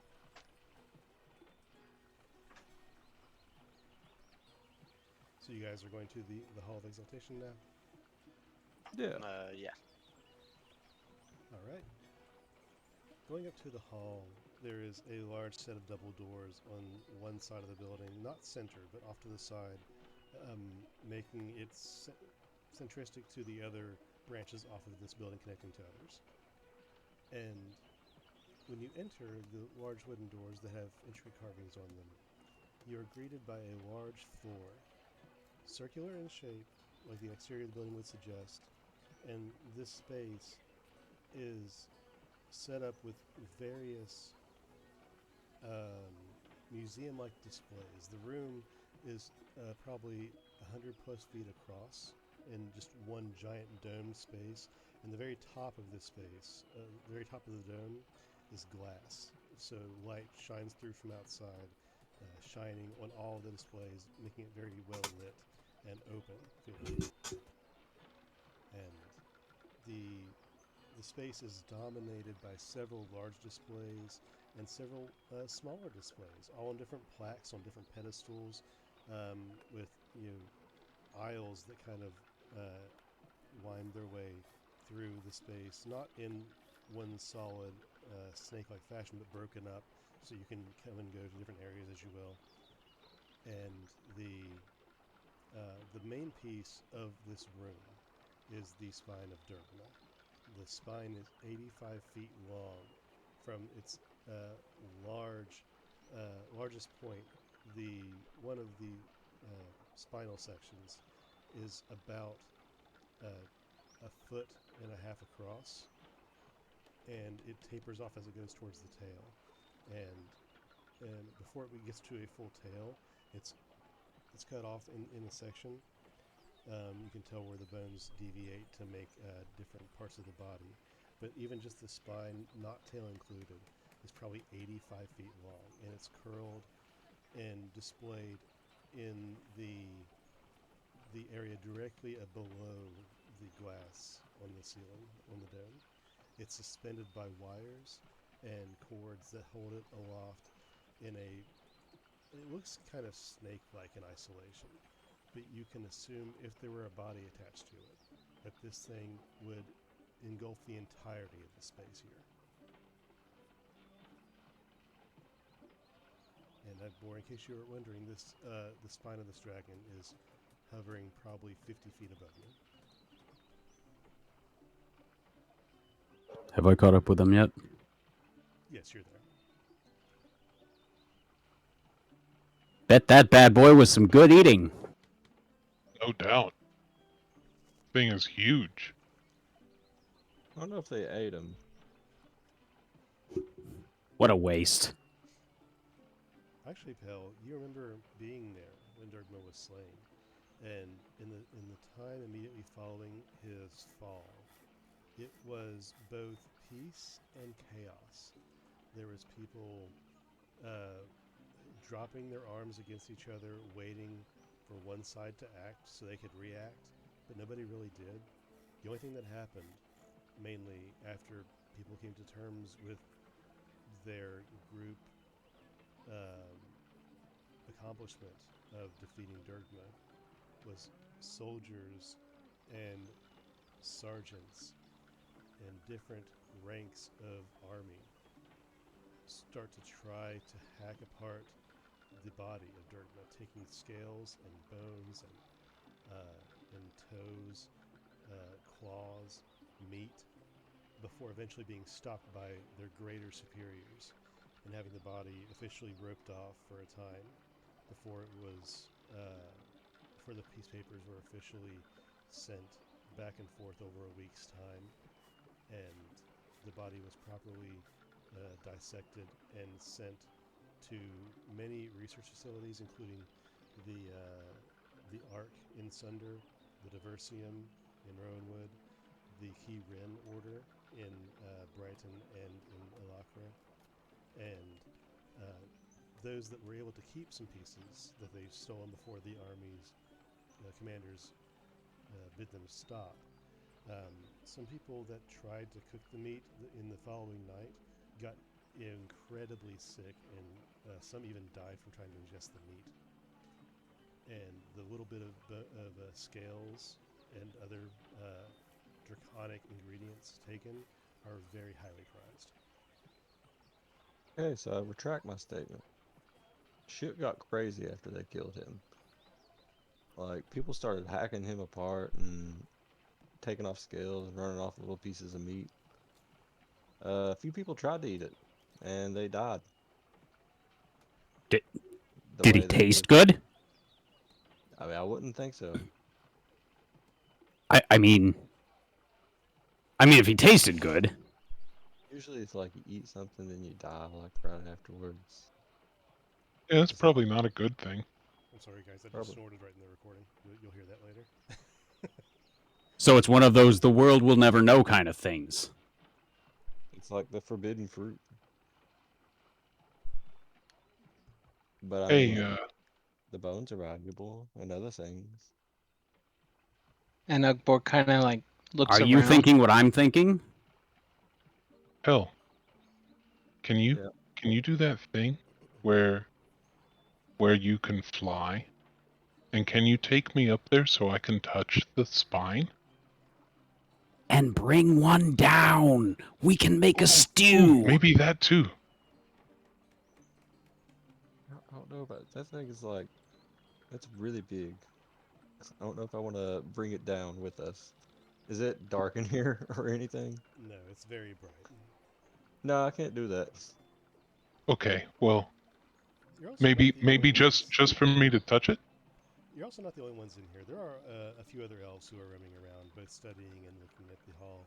There are some just ogling at the massive, impressive structures in here. See, look, nobody's even paying attention. It's just us. See, but like it has to be either like getting a little bit dark or like dark before I can fly at all. Now, you can see, Ugbor, that it's roped off, but where the spine is so long, the main part of it is indeed 50 feet above you. But towards the end, as it tapers off, the end of it is almost within arm's length from the ground, although that area is kind of roped off where you're not supposed to be directly under that section, but it is relatively close to the ground. And I will say, as well as not being alone in here, there are several other artifacts in this room. There's many. Some, it seems, are blank and awaiting an artifact, like spaces that are put aside. And some nameplates are blank under existing artifacts for some reason. But the main pieces in this area, if you want to look around, we can get into details. But other than Durgma's spine, there are many pieces like instruments and pieces of clothing and masks. There's also the main display on your left, almost opposite in the space of Durgma's spine, is a large, what looks to be the remains of an amethyst dragon. Just large chunks of amethyst wired together with a skeleton that is almost intact in total, and its body is about 50 feet long. Its wings reach out and act like they're going to flap in a 45-foot wingspan. Easily half the size, if not a touch more, than what you see Durgma might have been when whole. Whoa. Touch that dragon too. Jesus. Is there like a plaque or anything that I could read about the dragon? Yes. Under the amethyst dragon, there is a silver plaque with engraving on it. And you would know this since you know Elven. The plaque reads in Elven, the amethyst dragon, Amatus, who intruded on a holy site of Sylvanas, slain in single combat by a Lysarian Tauren of House Banebreeze.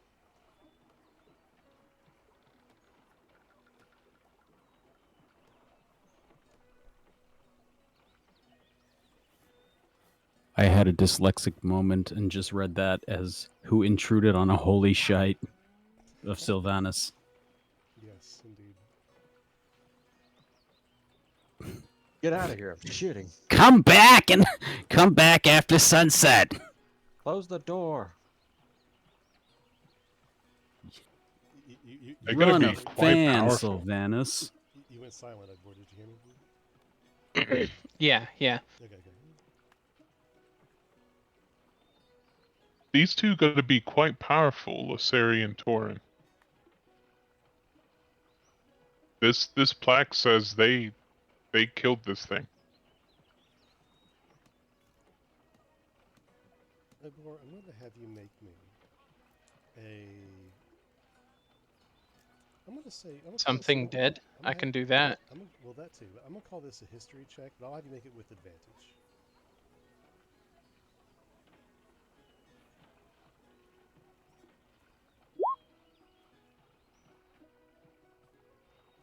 Okay, 16. With a 16, you ponder what you know of this city, what you know of the orcs, and think about your experiences with the orcs.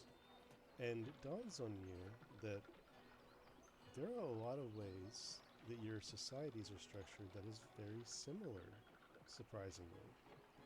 It seems to you that those who have done the accusing since you have been here have also been the ones to swing the sword, so to speak. It's also apparent that those who are in charge are also the strongest among them.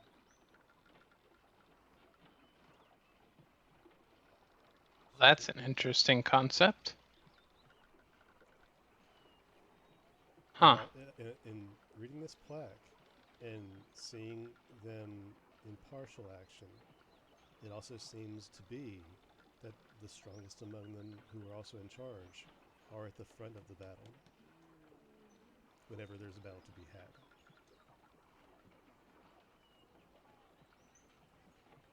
But as you're pondering that, from behind you, yes, it wasn't the easiest fight.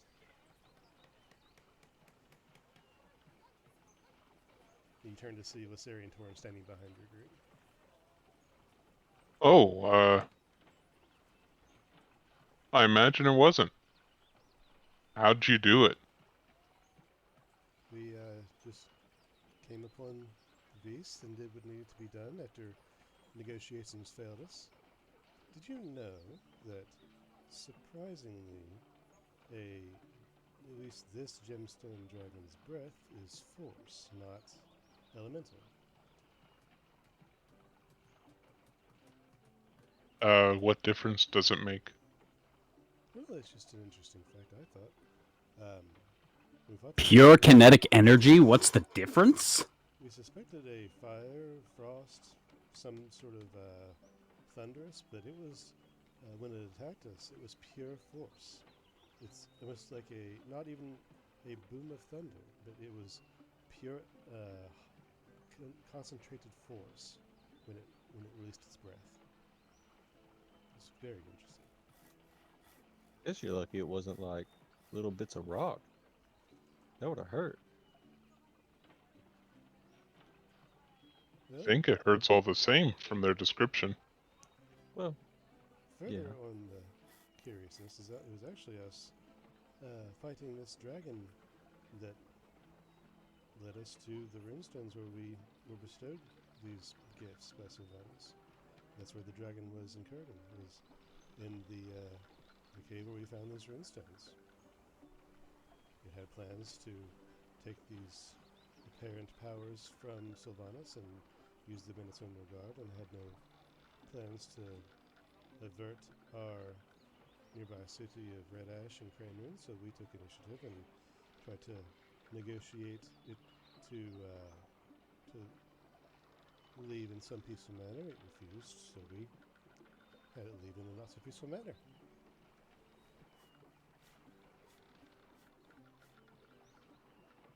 Safe to Well, say, he's a jerk. safe to say it was called to the power for some reason, and Sylvanas took great offense.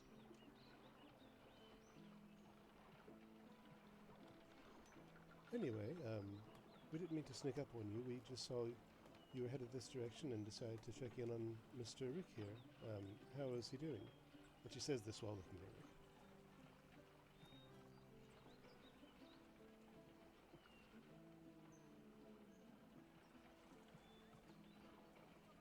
That's how he's doing. I see. He's just been hanging out. A little bit quiet. As she says this and sees that he's still kind of sullen and quiet, Torin goes to bump against Rick and kind of gives him a nose.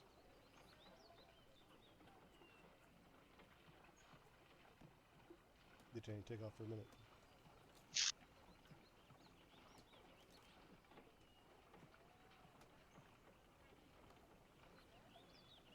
Yeah, his last message said he's back, but Channing, I if mean, you're- he's muted, yeah, so. if you're here, you're muted.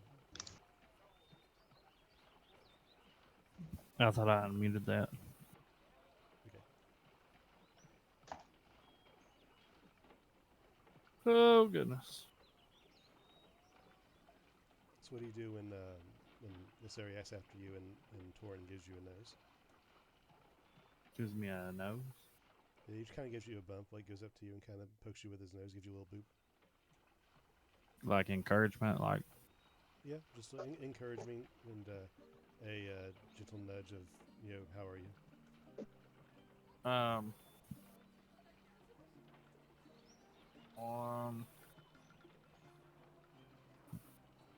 am I facing him when he does this?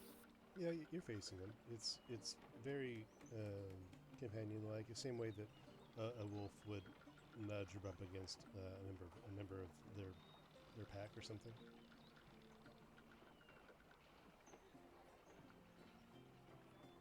I'm going to. He's like giant, right? Yeah, your face reaches like his chest.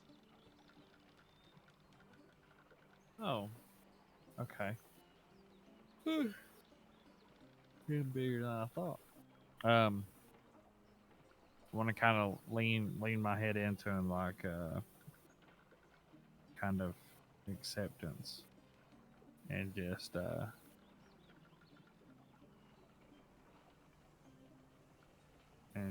say better. Are you saying this like out loud? If he can hear it telepathically, I would do it, but I don't know if he can. Okay. Nothing was an issue, but he gets your sentiment based on your body language. Okay.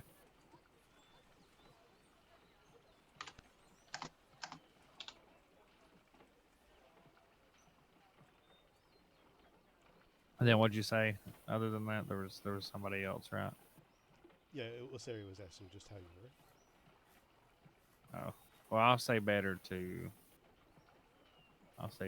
them, and then nudge him. Okay.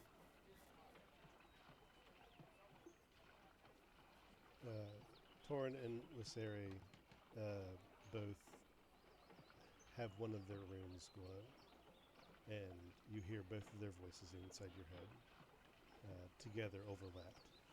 A deep growl gravel that almost sounds like some sort of echoing paragon in a void, combined with the voice of Lissari on top, and they both say good.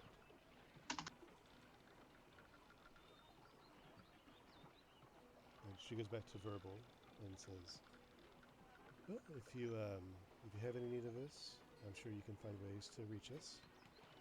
Torin and I have business in Red Ash. We must go there to seek a Mr. Foster and just touch base and see what his current affairs are."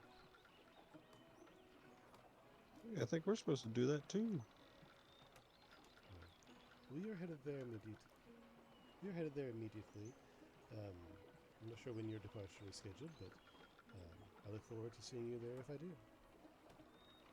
Aren't you getting what is it? A battery? Whatever that is? What is a battery?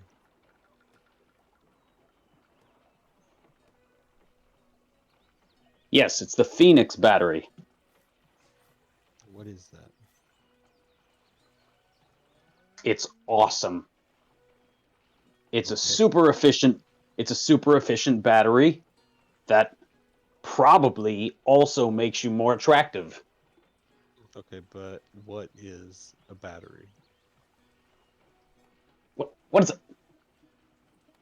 So, well, it depends greatly on the type of battery, but basically they hold energy to power things such as those kinetic dampeners that I provided Ugbor with.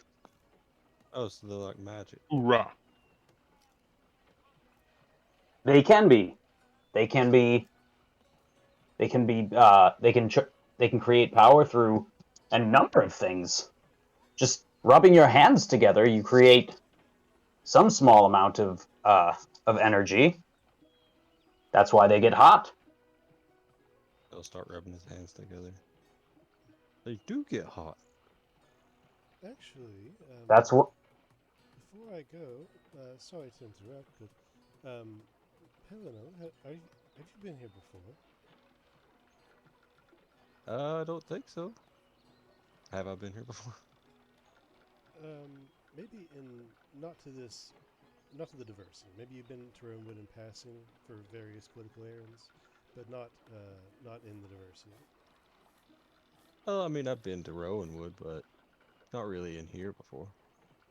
Someone should have notified you. Come over here. I think there's something that you'll enjoy seeing. Oh. And she leads you over across the room to a large pillar of granite that is. It ends. It's kind of like a spire that ends in a point, but it's clearly four-sided and carved, very flat. And this four-sided pillar has names on it. Names engraved in the stone. And on one side it has a title that's been darkened, those slain fighting Durgma. And on the other side of the pillar, those slain defending the Rowanwood. And on the center, facing the middle of the room, it has a large text reading, Wall of Memoriam. And she goes to the side that says, those slain fighting Durgma. She runs her hand down on the wall, down the pillar, and finds a line and shows it to you. Here, this one. And you see Craig Morningstar, husband of Aya, father of Pelena, Furbolg.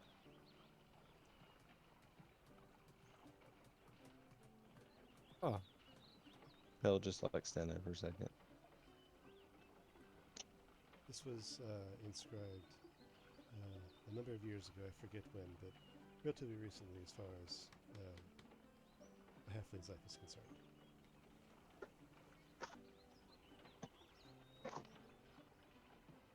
You don't know how he died, do you? Just fighting Durgma? I believe it was something of either defense of the Whistling Plains and the Rowanwood in tandem, perhaps something to do with the sparks of fire unleashed with when the Phoenix and Dragon collided. But I was not present at the battle at the time. Yeah, they used to fight for territory over that way back in the day. My grandfather was. So there's that. I was not present there, so I don't know the details. And you see her take a minute and then walk around to the other side of the pillar and look down and run her hand over a line for a second. I really must be going.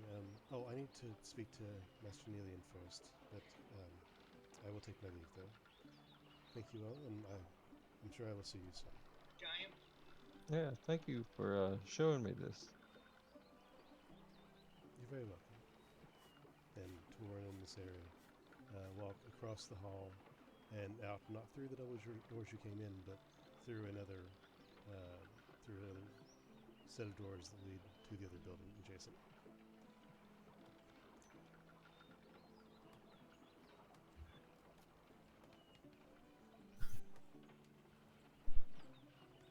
For like a minute, Pell walked back over to everybody else and he like wiped his eyes off and stuff. How you doing, buddy? Yeah. I mean, I'm a pretty old guy.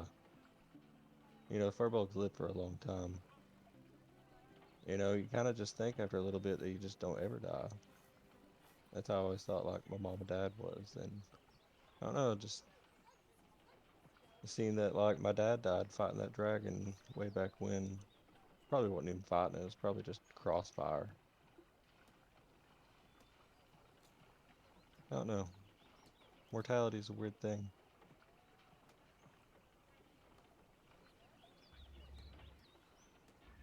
Did he die while he was working? Probably. He wasn't not a warrior or anything like that. He's just a guy living out in the farm, in the plains.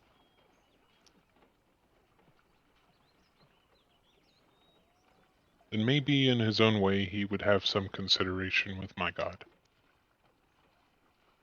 Hopefully. Rick, you might not remember basically anything about your past, but your skill set still stands, and you do perceive a lot, especially with your senses all opened and waiting for nothing but input. And you are able to see where Lisseri stopped and ran her hand over, if you were to look.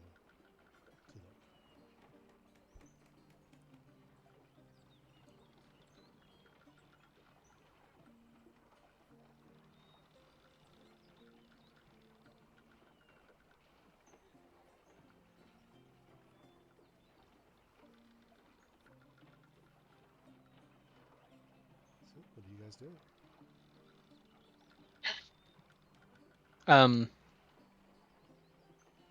What's going on around us?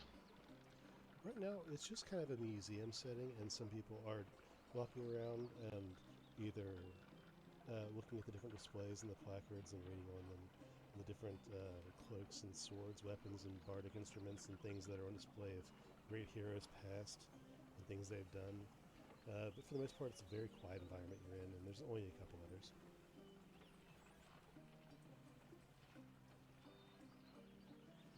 And the area by the roped off portion of the tail? Yeah, I mean it's there. It's not roped off with any display placard or anything. Just like a floor space has been sectioned off.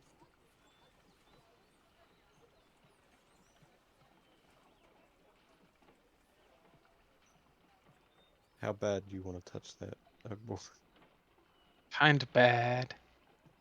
Do you think you can do it within a minute? I bet I could. You start to feel your arm tingle, Ugbo. I bet I could. They call him Fast Ugbor. Alright. Well, come here real quick. Ugbor walks over to Pell. Hell will like do like a fake stretch and go, then just tap him and cast greater invisibility. Oh shit. Okay. I can only do this for a minute, so you better hurry. Fair enough. Okay, so Ugbor seizes the opportunity and tries to at least somewhat appropriately maneuver over the barriers and into the floor space where the dragon's tail is. Okay. So I'll have you make me a stealth check. With advantage, though. You get advantage because you're invisible. Yikers. 7. Okay.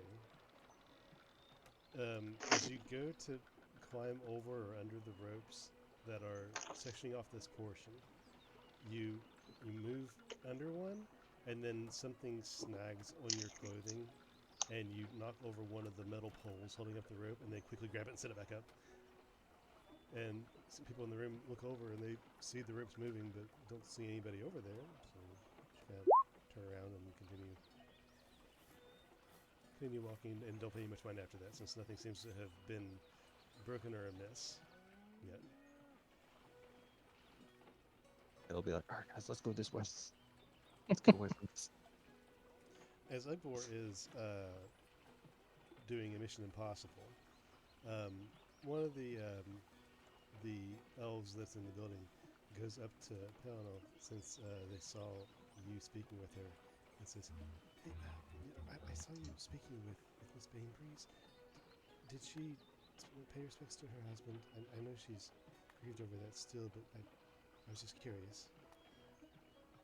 Is his name on that pillar over there? I believe so. I don't know which one, but just saw her with you. I didn't know what you guys were speaking about. I didn't want to intrude or anything. I just, she's very highly respected, and we like to make sure that our own is all right if they are in a grieving nature. And I was just checking. Yeah, I think she did. She seemed to rub a certain spot on the plaque over there. Okay. I'll make sure to send regards if we can. And you see the two whispering. The one talking to you turned to a companion of his. It's so sad how her husband died.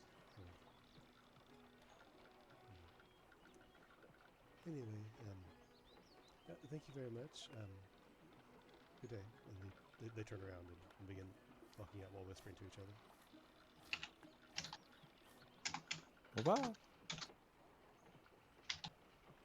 Ugbor, as you are underneath the spine of Dirkba, your arm begins to burn. Not uncomfortably, but very noticeably. And despite your invisibility, there are drops of blood dripping off of your arm onto the floor. So to onlookers, the miracle is happening. Wait, Dirkma's second coming. Are you invisible? Have you touched the skeleton yet? No. I looked down at my tattoo first. What do I see going on other than, of course, the droplets of blood or whatever? Well, you can't see yourself because you're invisible. But you do Ooh, see fair where, enough. You do see That's a where, good point. You do see where you think your arm and tattoo would be as you're holding your arm out. It's hard to get your eyes to focus on something that's not there in like an air space. But you do see tiny bits of little beads of blood just materialize out of thin air on top of your arm and then roll down and drip onto the floor.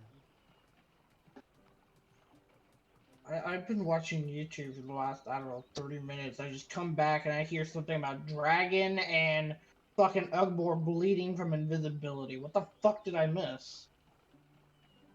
Good bit. Good bit. Yeah, you should pay attention. Everything. Yeah. Well, I mean, I'm not in the room, so I kind of role playing, but I'm like, what the fuck? So I was like, Why don't you listen to the game you're playing? Ooh. role play, motherfucker. I'm not in the room. You are definitely in the room. Oh no! No, I'm no! not. You're at the forge. Yeah, Sorry, yes, yeah. I'm like, what? That's why I'm not paying attention because I'm not technically in the room. So I'm just like, I mean, I'm hearing tidbits behind, like whatever. But it's like, Jesus. Fair enough. Fair enough. All right.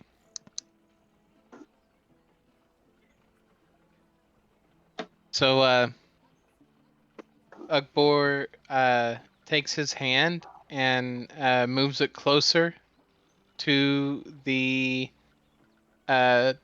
tail of this skeleton that's hanging down in front of him. Does anything happen? The bleeding doesn't intensify, but the burning does. Okay. Ugbor grabs the tail. Well, technically, it's not the tail. The tail of the spine is somewhere else. But you grab the end of the spine.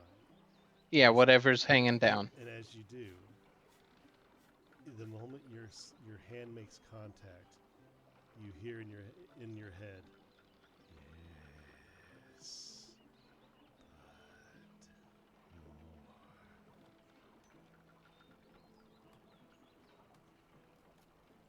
And that's it. Okay. And your tattoo pours one spattering of blood on the floor that just trickles and splats on the ground and then stops. Okay.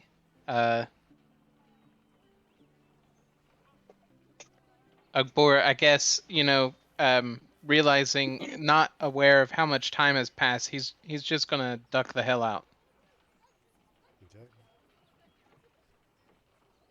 You retreat the same way you came in, and when you look back, you see just a puddle of blood directly below the spine. Need another roll? No, the last one was sufficient. Getting out the way you came in, you are able to better be aware of what the problem was, and are able to sneak out more or less undetected, although leaving blood everywhere. Okay.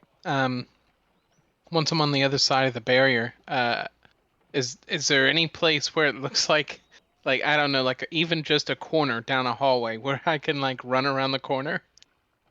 Yeah, yeah. There's in this room. There's many little pedestals and walls, the giant pillar of memoriam, and other places where you can duck behind. Or there's a hallway where the Sarian Torn went down, or a secondary hallway on the other side of the building in the third that you could go through those doors. Okay. I'm just gonna hurry over to one of those pillars and just kind of duck behind it where most other people are on the other side of the pillar, and wait for the greater invisibility to drop. Okay. You wait. You go behind the pillar and wait a couple of seconds, and you suddenly are able to see your arms and nose and your periphery, and you look around and you're aware of your visibility again. Okay, and I just immediately walk on out like nothing happened, and I start looking for my friends. Yeah, easy enough to find. They're just looking at different displays and things. Speaking of, what did you guys do while Ugbor was doing that? It kind of bummed me out. I would have just been envisioned with my owl, just kind of looking around, listening to outer words, just observing. I'm just trying to figure out if there's still cautious wondering if people are watching us. Just that's a weird feeling after being listed as murderers and such. You feel a couple eyes on you, but nothing too hostile or accusatory. There are some eyes cast in your direction occasionally, though. It's from the bird's point of view outside. Oh, from the Cause bird's point of view, so yeah. what happened is I basically I sit down in an area, open up a book, and as I look at it, my eyes fade over to like a pure gray, and I visually go into the sight of the bird, and then I can hear and see things from his eyes. Right. Sorry, I misunderstood. Yeah, no. You're looking through the bird. You're able to see people milling about outside as you had before. You don't see anything curious go on. You see the class before is dismissed. There's people playing and eating food and studying outside in the beautiful day, the beautiful fall day. Yeah, there's nothing going on right now. Okay, yeah, I'll just do a couple of flybys here and there, and just kind of just be observant. Okay.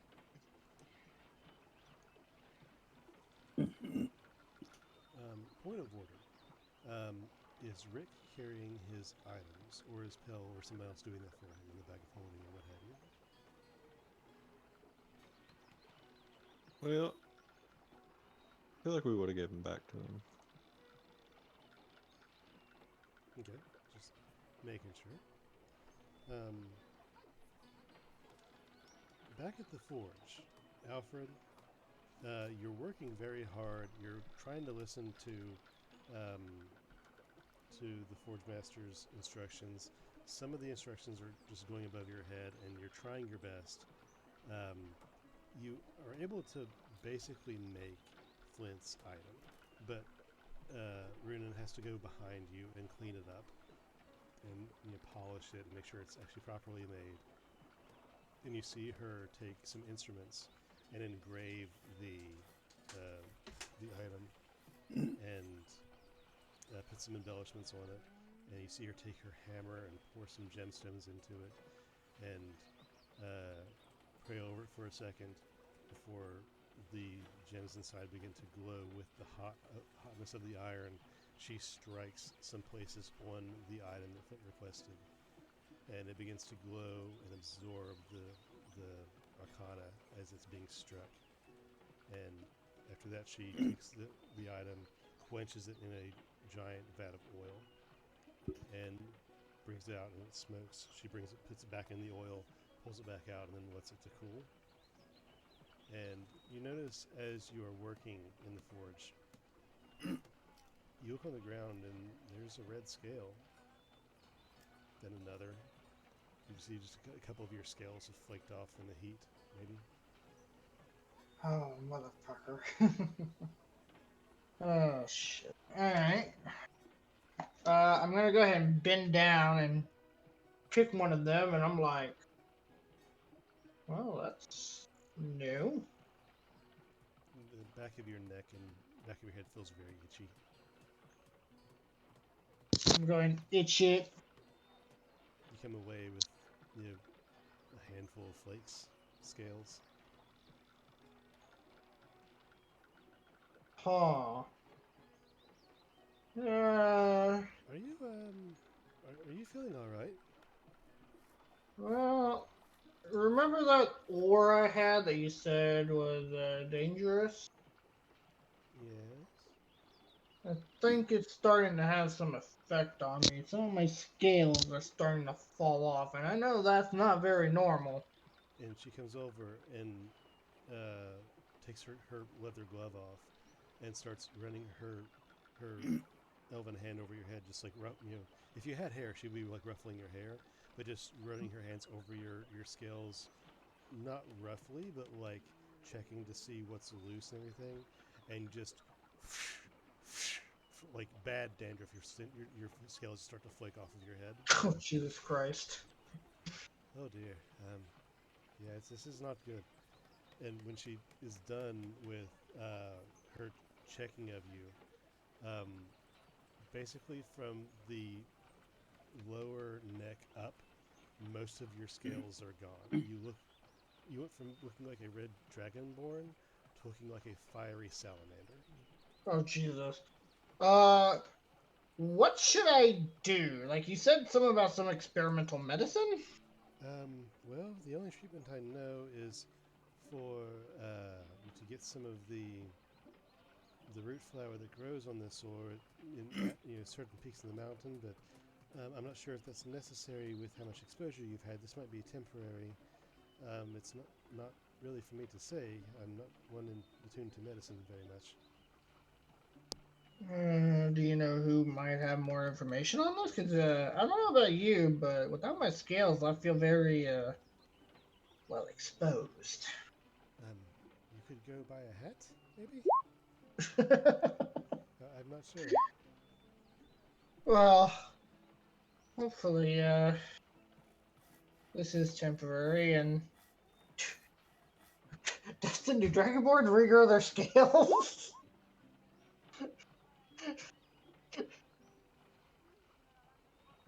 Like, is that a thing? Dustin? DM? Hello? Oh, sorry, I was muted. Yeah, I'm really not sure. I'm sorry. Oh, shit. If you want to take a break, we could certainly take a break, and you could venture out and try and find some things, or some ointment, or some temporary items. Is she kind of nervous? You might also notice some hair in unexpected places. At first, I was like, what the fuck are you talking about, Flint? Well, I mean, I don't think ointment's going to work, and I'm just gonna hope with my short exposure to it, it's only temporary, and I will be able to get some of my scales back. And frankly, it's not affecting me, at least from what I can tell, health-wise. So I guess I'll just go ahead and keep continuing. If I get naked, I get naked, I guess. Okay, well, that's something to definitely keep an eye on, at least. Yeah, definitely. Flint is cringing from afar. I don't think he can see, but he can just feel the cringiness. Just slowly removes one skill at a time. Romance in the air. He gains power each time he makes Flint cringe. My power. I will But be your fire salamander. This is not even my final form, Rob. I know. At this time, Alfred, you see a group come to you, and it's actually the one you have come to know. Well, first Lysari and Torn, but also the elder elf, the cog of Rowanwood, known as Alma. And they're walking by, and as they do, you roll perception for me. You're making me roll now? Oh, fine if I must. 10. You are just able to pick up some basic conversation over the pinging of the forge and the sounds that have been deafening you all day. And Alma is talking to Lysari, bidding her well on her travels coming soon. And in the brief time they walk past the forge towards the front gate of Rowanwood, she tells her to be safe, little Lala. We don't want nothing to happen to you, and you're very well needed, but you're also very loved. Oh, and she stops, and Alma turns into to the forge and heads over to Ruin. We also need you to Miss to enchant this for Vandrel, if you could. It's a small task, but very essential. And she gives a piece of paper to Runin as well as a small satchel. And without looking at it, Runin nods. Yes, ma'am, I will get this done immediately. And then she turns once again to Lysari, and Alma begins to walk out of the forge before Runin speaks up. Anything for a little Bane Breeze, anytime. And Alma turns and smiles and nods. And before they part, she turns to Lysari once more. And as I said, be safe, little Lala. And she pats her cheek a little bit, and then turns to go back up into the city as Lysari and Torrent exit the city.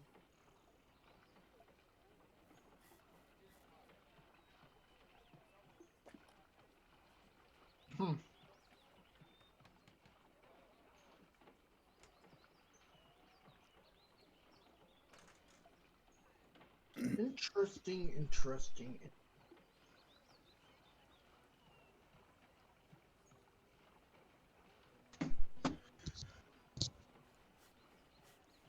What are my guys at the Diversium doing this time?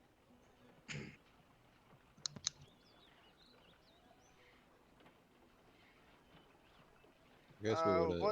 Once I realize that nothing's really happening outside, and I come back to myself and see Ugbor nowhere near me at this time, because I'm assuming this is when he was probably invisible, so I wasn't gone that long. I would go see if I can go find some more things about the Druidic ruins. Okay, and where are you going to get this information? Or you're just looking around the city, or asking Just people? I was kind of figured these the diversity would have a study or something that would kind of give more information, maybe in books or written tombs or anything written on walls or any kind of ciphers or anything around in the building. Sure. It doesn't take long for you to ask around and kind of poke around the buildings to look in the direction that Lysari and Torin left in earlier. And when you do, you find that this short hallway leads into the other building adjacent. And this building is the library of the Diversium. This library has staircases that lead to circular stacks of books. And in the center of the room is a globe that represents Ekathis in total. It shows the massive continent of Rhinemore. Far off to the west, you can see the continent of Falonkort, and several others that you've not even that aren't named and you've not studied before in books. And surrounding this, there are several pillars lit with magical fire that light up the space that's not lit up from above. where the vines above support a glass dome similar to the room you were just in. And in this area, you are pretty. If you were to search, you could pretty easily find information on basically anything, not quite as extensive as the stacks of Cliffcraft, but very informative in specific regard. And for the natures of druidic sources, you are finding a plenty. So what specifically are you looking for? I'm more or less just trying to find better definitions of each of the runes that I have been looking at. The one I was looking at the most, I believe. Okay, what the hell it was? It would have been Alga's the elk protection. Okay. Just trying to see the symbol, maybe how it was created. If they maybe have a way of producing it, um, besides like godly magics, but just trying to kind of tamper with the list of ruins and see if there's anything I could learn or figure to maybe create one day myself. Okay. You look up the rune specifically known as Algese, and you find it also called the Elk. Hmm. It's the main rune for protection, and it's considered one of the more powerful runes of protection. While some runes have double meanings and things, this is its main function. You find reference to a lot of origins, but here in this space, in this context, it is believed that these runes are bestowed by the god Sylvanus and his undergods. There are many thoughts on the origins of things, but they start to trail off, and you find that the text is blank in a lot of spaces. Like you start to read on the sources of where these come from, or references to to other things that might pertain them, others who have studied them, but names are blank when you think there should be names. The contexts are missing. References to places are gone, and there's just holes all in these texts. Anything that I've read in the earlier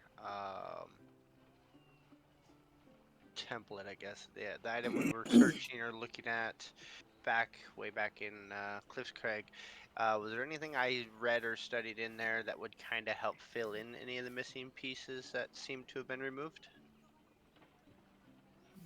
With your very intellectual mind, you don't seem to be Rick is finding. now. What's that? Rick is knocked out. He's snoring. Um, yeah, you don't seem to find anything that's useful to you in this context. A lot of it seems to be, matter of fact, if anything, lacking compared to what you read before. Thinking on it, maybe that's one of the reasons Vongren was looking for more information, but he couldn't find it locally, so he had to ask Erky to find an exotic text on the matter.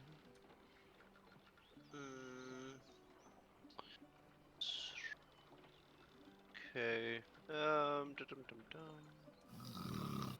I'll spend the time to just kind of go over each one just for the next hour or so. What is going on right now? Rick is passed out right now and he's snoring like a beast. What are you doing? Why?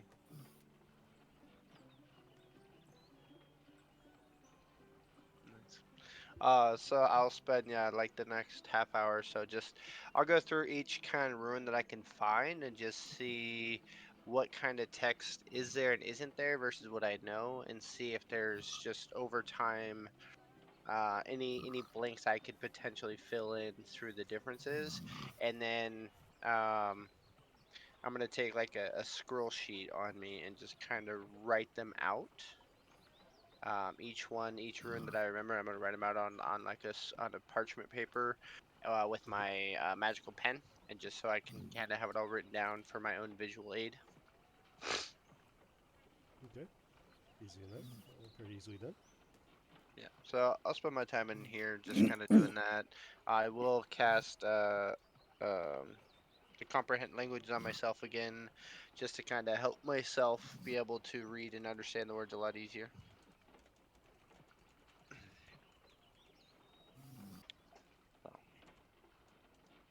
Okay, fair enough, and not too difficult a task. Is anybody else doing anything at this time? I think it's time for a Yes. long rest. Okay. Not that he expects to find anything, but Ugbor looks for any kind of text they would have on fighting strategy, handling certain hunts, anything like that. Okay.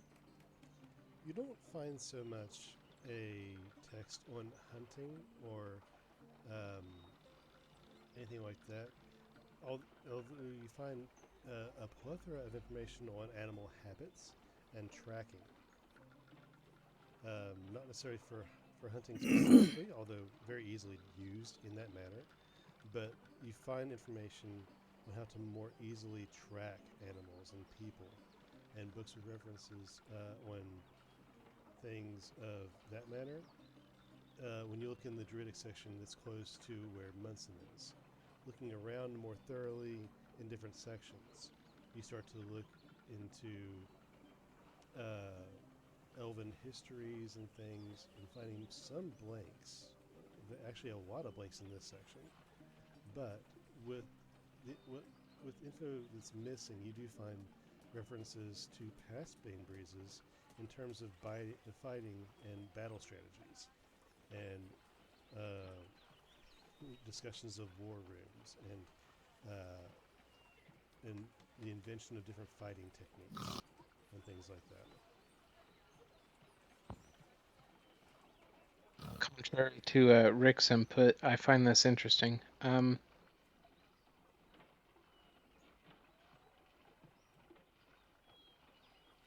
I would like to. I wonder if it would be possible for me to maybe learn anything new from the text they have about tracking the animals. Okay. I'll say that if you spent some time in here studying, then you'll be able to absorb some of the information. Yeah. Okay. Like how much time we talking? An hour or two? Yeah, about an hour or so would be sufficient for you to gain at least a little bit of insight on how to better track people and entities in specifically in forested areas. Okay. Yeah. I'll keep this scroll or this tome or whatever it is on me and go and find a place to sit down, I guess. Okay. Since just to make sure though, the original thing I was doing was looking for the others. Ugbor looks around again. Does he see his comrades nearby? You see, Munson has accompanied you into this space. Where are Pell, Rick, and Flint currently? Flint is looking into the whatever two deities seem to have been warring over Vorik before he became Rick. Sort of to find out who the parties were and why they would be fighting over Vorik. Okay, so you're attempting to look into the elven deities and find any kind of conflicts between them or things like that. Yeah, so why they would mess up a revive spell. Gotcha. And Pell?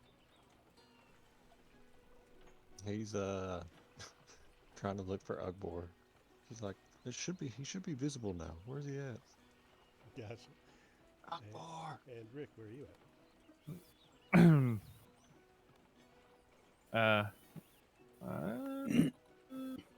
I was gonna say following Pale, How do you lose a 7-foot orc? I mean, come on. but yeah, we'll go with following Pale. Okay. Before I get into Flint's findings in the Diversio. Rick, you experience something that you're not familiar with. Well, not familiar with, but not in this manner. You hear a voice in your head, clear and in common. Hey, Boric, this is your dad. I paid someone to help me send a message or something. I'm not good with magic. I don't know exactly where I am, but I'm near the Bayside, I think. I haven't been able to find your mom. I'd like to see you. And then the message cuts off.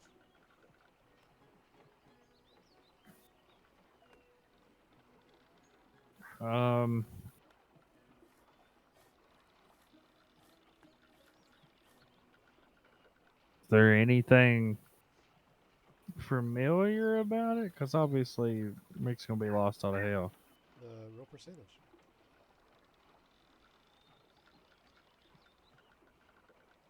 Or a percentage? Yep. We'll say on a 50 or higher, you will get something coming back to you.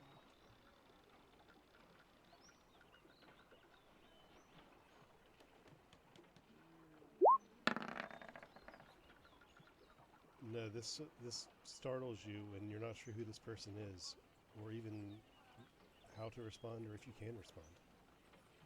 Oof. Okay. I will repeat to myself Bayside, though. Okay. Duly noted. Flint, in studying the sections here, you're able to find a section relating to religion and arcana and their connection, and the druidic gods, how they are served and how they are laid out in fashion. You look into various old creation myths and the current deities and how they came into power and their roles interacting with each other.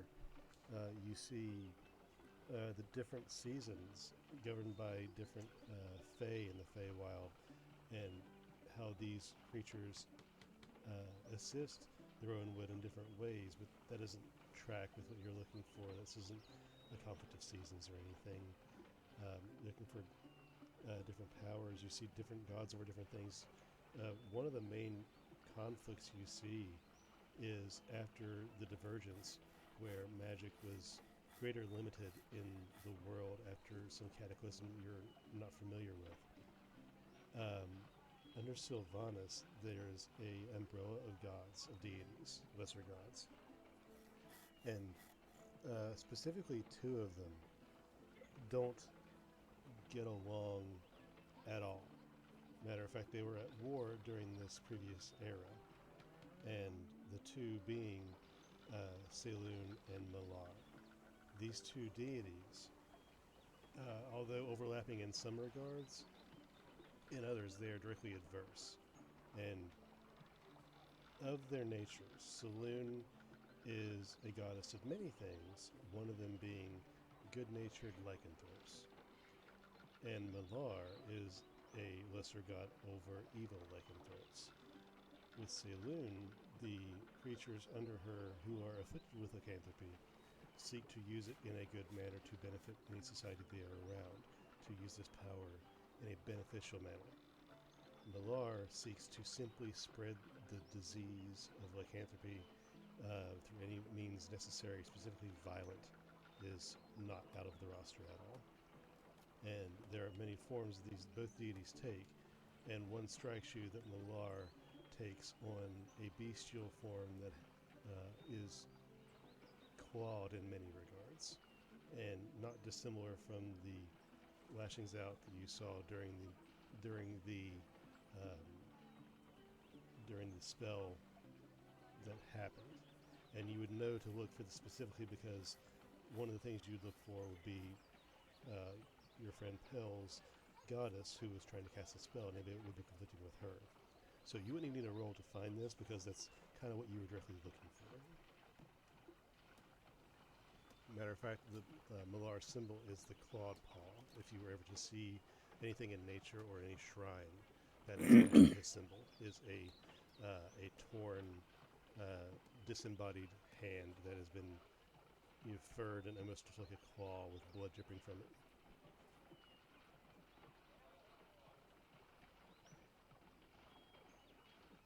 Well, those Malar folks seem fun. Let me see if I would like to go see if I could find any of them. You also see the quote in the book of Malar in battle with Saloon. That is something of their political talks before the fight was ensuing, where Malar said, "I hunt wherever I want and whomever I want."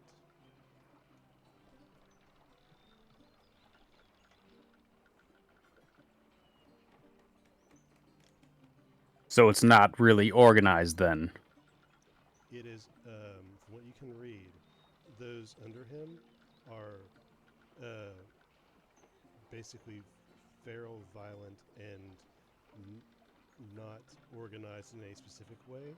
They, they worship Malar in their own way, but they worship through violence and the spreading of disease. Ah. And for some reason, even though this is the way that this is, and these two lesser gods fight in such an obvious and outright manner, Sylvanas doesn't reign in Malar. He lets them conflict and have their own territories, and while there's not outright dietic war happening, he lets them both do as they will for some reason.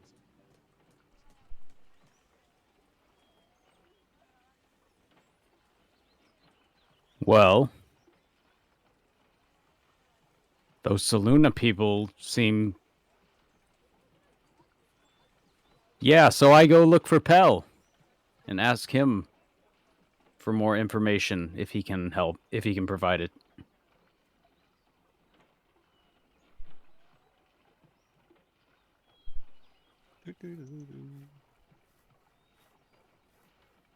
Just walking forward. Rick. Pickle Rick. Pell, you see Flint throw open the double doors of the hallway leading to the library, back into the Hall of Exaltation, and you beeline towards you. Alright, quick question. We possibly take like 5 minutes because I have to go to the bathroom like super bad. Not a problem. Yeah, let's take 5 real quick. Alright. Hey, buddy. Hey.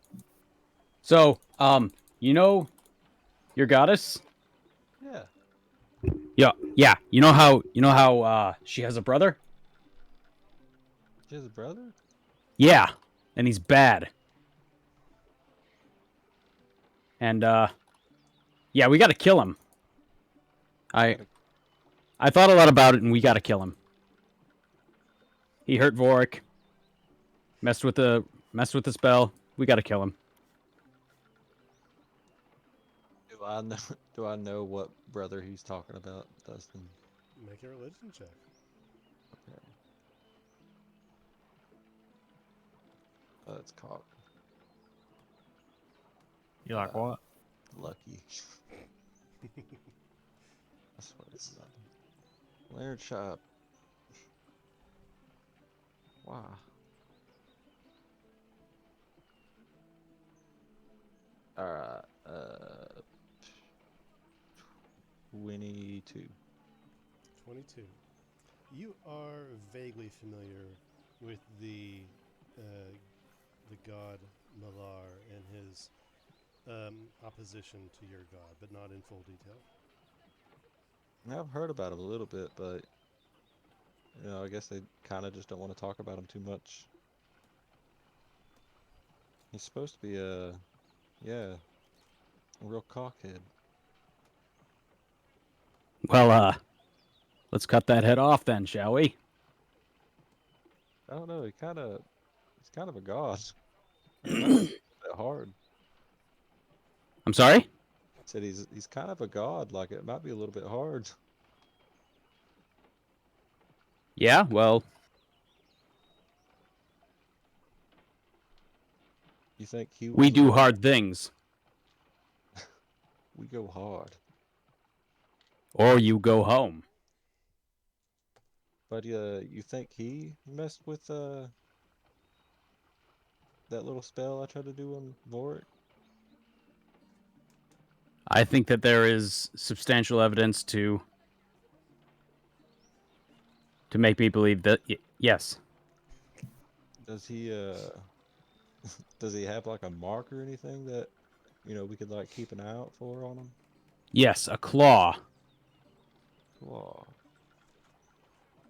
Well, it might be weird to ask basically like a child in a way to get naked in front of us. But I feel Wait, like we what? should. Yeah. Maybe we should check, see if he's got that on him or something. But yeah, let's just take him to a bathhouse or something. Tell him he stinks. I'm lost. Excuse me. Listen, we have to look at Vork's body. Yeah, but you don't see that there's anything different about him lately. Yeah, but like we don't know for sure because I did try to bring him back to life. So you want to wash him to make sure he looks as fucked up as he looks. No, to see if he has this claw mark on him. See if it's on his body. It makes sense in my head. Alright, we strip him down naked and we take some looks. Checking for But tips. see, that'd be weird to just say that. So We'll let's get go to a Alfred. It'll bathhouse. be fine. He knows what he's doing.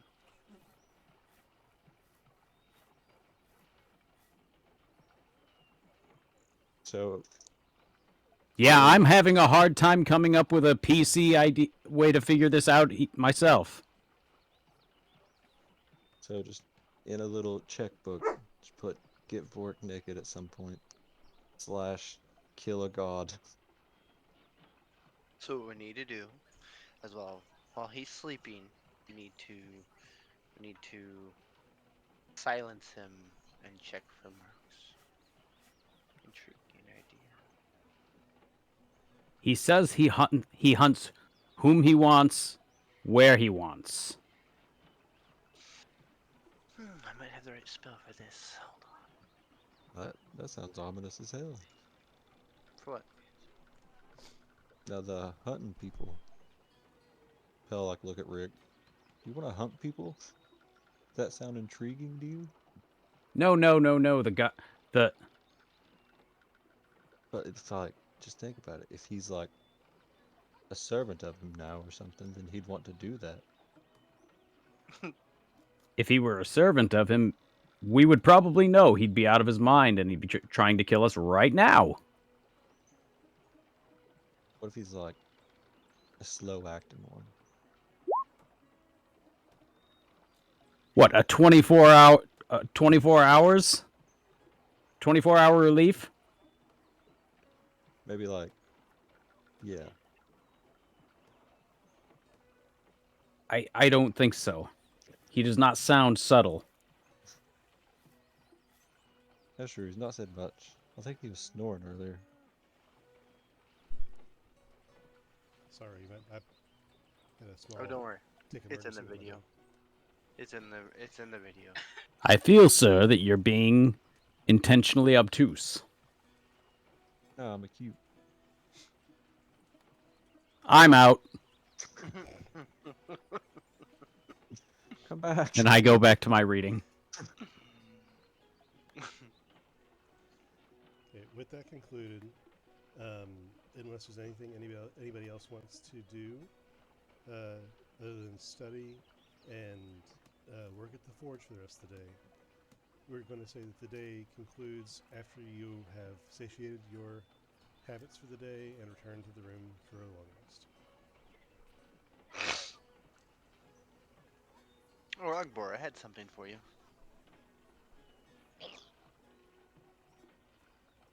Did you know? But you can't have it right now. Well, that makes me very sad. Yes. Say, I'm afraid if I give it to you, you'll forget what it's used for, and then you'll end up drinking it without realizing what it does, and then you'll ruin the purpose of what I bought you. I'm thirsty now. Thank you. You're welcome. Everyone has something for Ugbor. Why doesn't anyone have anything for Squimbly, huh? Well, Flint, I've already given you lots I'm of the things. heart and soul of this team. I've given you many sticks. You'll be fine. What? Right. Wait, Sticks. No, that he found me some sticks. He's his own person, man. Exactly. He's a person now. Yeah. He's his own but you made him. Are you like his god? No. He's I'm his very much creator. not. He's his creator. No, so Squimbly is actually a toy robot I made, and in an attempt to bring him to life, I happen to accidentally have imprisoned an eldritch god in my toy robot How is that and Wait, stuff. so do what now? Squimby looks up at you and says, Dad?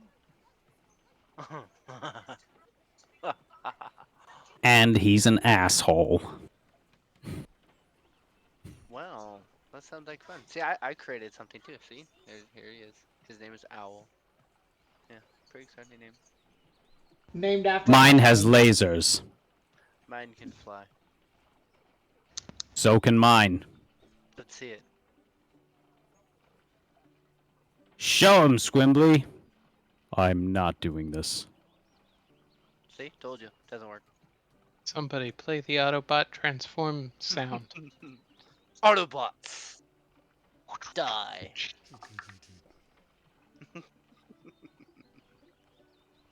Well, So- see, Flint, I was correct. Yours cannot fly, mine can. I would. Oh, it's not a question of ability. Pure pig-headed stubbornness. No, mine likes me. We get along well. Well, with all that concluded, you guys can consider yourself long rested again for what it matters. Woo! I feel Ow. well rested. You all have completed a day of studying. Ugbor is now proficient in tracking when it happens to occur within a forest. And you all Nice. have gained information with in regards to your specific forms of study. Alfred has gained a little bit of insight into the inner workings of Forgecraft and learned a little bit in that regard. And you awake after a long deserved rest on the third day, rather, this would be your second morning of freedom in Rowan. The day that your weapons are supposed to be ready at the forge. And Alfred would know that he helped retrieve, not to complete the items, but he helped retrieve materials for the Forge Master to polish and put the final touches on the items as they were being finished the previous evening. The robot penis Fuck back. you fucking bitch. Alright, well. Oh no. This is only when Squimbly's doing it all wrong. See, his version of flying just standing on his penis. No, Squimbly, not like that. Alright, so let's go get some new items. Pelino, come with me. We'll have to use some more of your money. I'll go with you guys. We have to make the final payment to receive. I paid half now and half when it was completed. I very much hope you like the weapon of gore. I think you would find it very Enlarged? yes. Enlargenated. Yes. Enlargenated. Well, who was it? I think Munson was the one that made the weapon design, right? Yep. Originally. Yep. So while Munson made the design, I helped Improved. Yeah. Enlarge it. I'm trying not to use the word enlarged. He enlarged your sword, y- Ugbor. Use the word engorged. Engorged. I basically gave you Flint my cringes from nearby. Ugbor, See, your I'm only big getting sword is now a bigger sword. Yes. I'm sure you'll impress all the ladies now. Made with Was it the card that's underneath of the box? You know, the one that you have to cut out? The biggest, blackest one? Oh no, god. this one's still silver. Ooh. Alfred polished it for you. Yeah. Ooh. I made sure it was very shiny. Furiously. Yes. And I made sure it was well lubricated before I did so. Squimbly is wiping the non-existent sweat off of his mechanical forehead. So is this sword also? I'm still a little confused from last session. Is there So- also an enchantment included, or is this just a Yes. replica of my sword? No. So he made a replica of a much bigger sword with the enchantments added to the new enlarged sword instead of the original.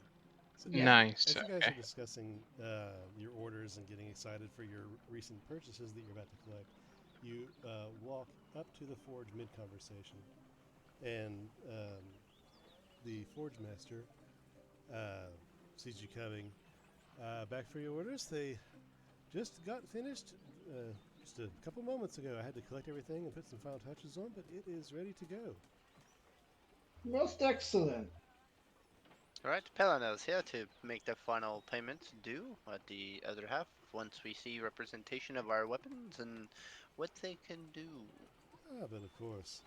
Here. And she retrieves one by one each item from the door that leads inside of her interior of the forge.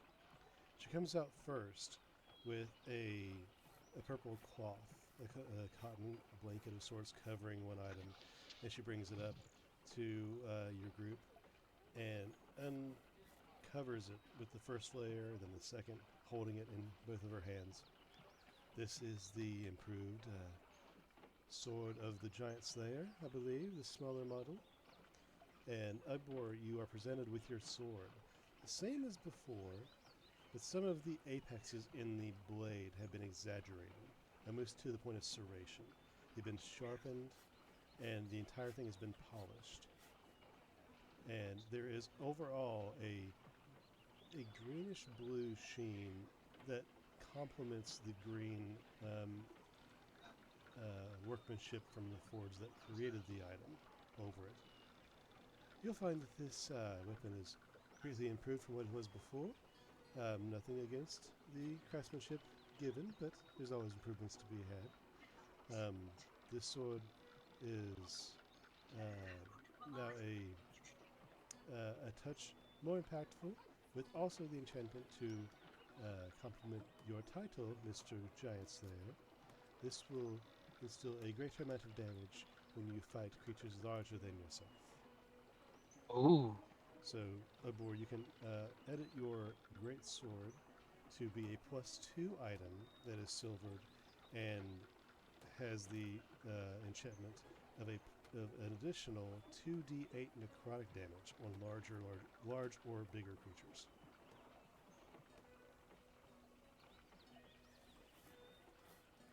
Because you're considered only medium. Now, giving that to Ugbor, she goes back into the shop and comes out with an item that's not covered because it wouldn't make any sense to cover it. This isn't a surprise. She brings out the same sword that she just gave Ugbor, but doubled in length and almost 3 times as wide. And she handles heavy stuff all day long. So while she doesn't have defined muscle, she is very strong, and she's able to wield this with a decent amount of agility. And she carries it over her shoulder, carrying it by the handle, and presents this to you as well, to your group in total, holding out the sword in the same fashion without apparent effort. This is the same model, but enlarged as requested. Has the same inscriptions at the hilt of the Giant Slayer. This also has the same additional strength, but this weapon will have a greater amount of reach on the battlefield and deal a fair amount more damage when striking, purely because of its weight and its capacity in general.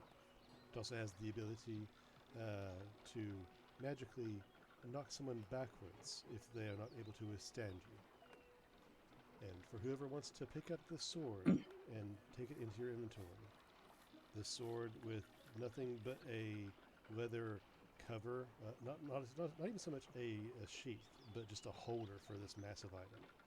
This is we'll call this the Great Sword. It also has a +2 item. It has the reach ability. It also has the attribute Super Heavy, which means you have to have an 18 strength or above to wield this without disadvantage.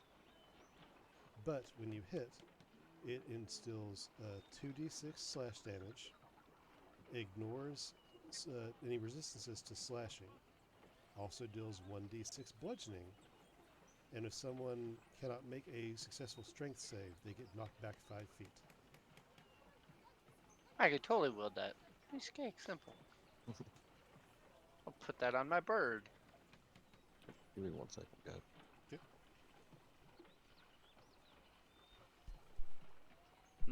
Enlarged. Perfect. We'll wait because the next 2 items are Pell's items.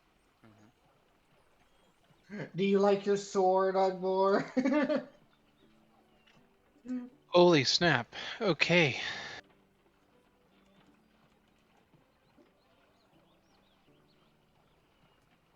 So it looked like she did both of your weapons. Perfect. Yeah, I didn't even ask for the original. I just asked for the enlargement pills. I asked for the original though. So. Oh, did you? Okay. Oh yeah, for sure. That makes sense. I was like, okay, cool. Also, I'm editing my my character portrait right now, so I am I the think portrait. I think you guys would find it quite funny. And there we go. Do you think he expects him to put out now? I don't know. I don't know, Squimbley. We don't talk about that stuff. Why not? That ode must be repaid somehow. Not in a store. Oh, he's quite fascinating. I want Hell, to have some social time with that guy. The next items brought out belong to you. She brings out your shield and your hammer, both in tandem, and presents them to you at the same time.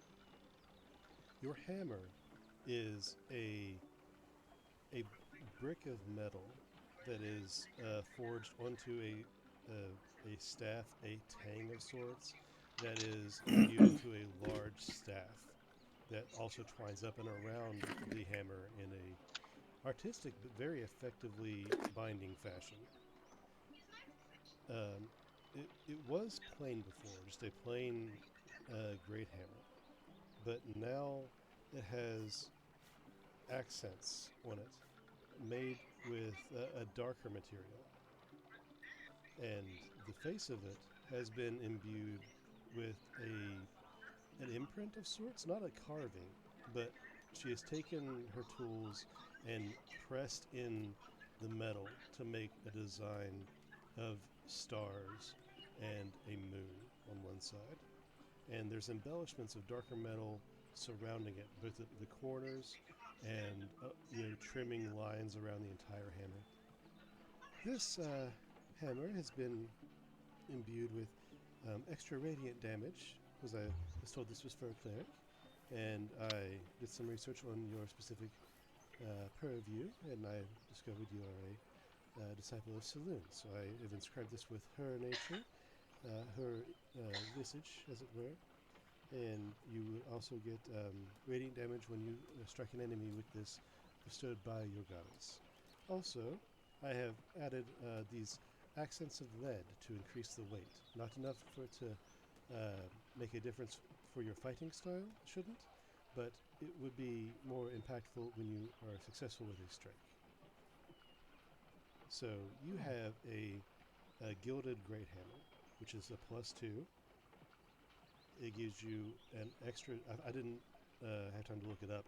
Whatever your dice is for this weapon, is a D8? I think so. Okay, whatever the dice damage is on this, add 1 to it. So if it was 1d8 before, it is now 2d8 damage, bludgeoning damage. Okay. And you also get a +1d6 radiant damage upon hit.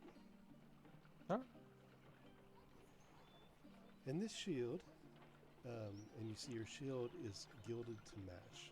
The same strands of lead that you garnish your hammer to increase the weight are also present in the shield, but very fine, so as to match the aesthetic but not increase the weight, making this less effective for you. You also see that your shield has been very polished, and while the outside is incredibly shiny, there's been additions to it made. This one has been carved as well, but not impressed like the other one, like your hammer was. This one has been carved out, and on the back side where you have the image adhered, the drawn image adhered to the inside of your shield of your friends, on the outside there has been a decorative carving made of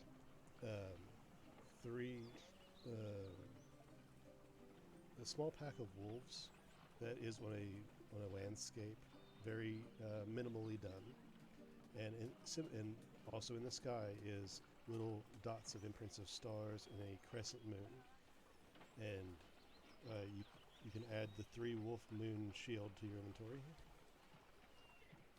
Ah, you're very good at what you do. Thank you, I'm very proud of it. So, are these items to your satisfaction? Yeah. Is there any So, enhancement on the shield? Oh yes, sorry, it has been enhanced with a touch of weight, but nothing detrimental to your wielding of it. It is enchanted to give you resistance when you are attacked physically with either a bludgeoning or a bladed weapon will be implied to you. If you wield the weapon, the shield rather. So you basically would be resistant to piercing and bludgeoning damage when using the shield. Non-magical piercing bludgeoning. Well, how much do I owe you for the rest of this? I believe you held 2,000 back, paid the rest up front, so unless I'm mistaken. You are mistaken. It's 3,000. I appreciate your honesty. Yes, Oh, yes. 3,000 gold for the rest for the back half of the payment then. Alright, well, here you go. Honest day's work deserves honest pay. I will not ever chip you, I promise. I appreciate this. No, if you need anything else, feel free to come back and see us. I asked the group, how many more days are we staying here? We're Before we leaving get- today, of course. Oh, we're leaving today. Okay. Yeah, we gotta go to Red Ash pretty soon. It sounds like we've been waiting for weapons here. Our main reason to come here, I believe, was to get enchantments done, creations done, maybe a little bit of studying, and then off to Red Ash to see if we can get the battery of flint. Well, in that case, if we're leaving today, I would like to stop by one more quick little stop for Ugbor. There was something I had remembered I promised Ugbor quite some time ago that I think I know what's going to help him with that. And that is at the potion shop we were at the day before. Hey, Alfred, make a perception check, please. Okay. Boom. Okay, carry on. I don't like that. So I want to go to the potion shop that me, Pell, I think Pell and Ugbor went the other day before we actually head out. All right. That's fine. What? Yeah, right. No. Hmm. What if it's blue colored? I don't know what color it is. So you guys are headed back to the potion shop, back to distilled. I believe so. All right. Well, before we leave, I tell Runen, farewell and thank you for training. And I had promised that I will enhance my. You're blushing. Shush you. Enhance my knowledge of what she taught me in the wild, and I will ensure to make my return to show her what I have learned. Damn, that sounds weird. I hate you all. I hate you all so much. You certainly have a lot to learn, but please don't be a stranger. Is he a quick learner? Quick enough. Or do some of his lessons come a little harder to him? You see her. God have mercy. You see her blush very hard and just turn away. I go to Flint. I kind of give him like a knuckle, piece of steel. like a knuckle knock to each other. That's funny. I have a question for you. Flint cringes in half and dies. You know what? DM, I'm gonna send you a little message real quick. All right. Ooh, a message. I like message. Is it in a bottle? I mean, just imagine it's in a bottle, sure. Perfect. Oh, he's typing too. And vigorously. Yes.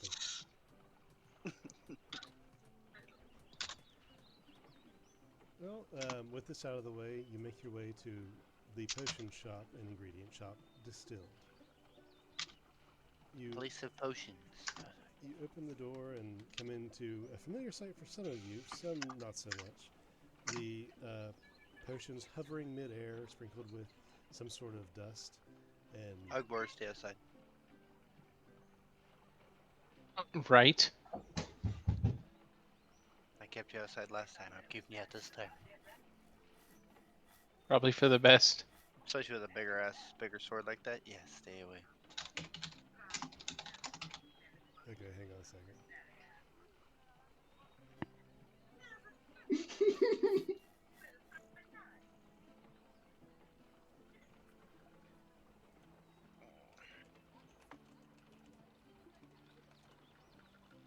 Okay, I'm looking this up.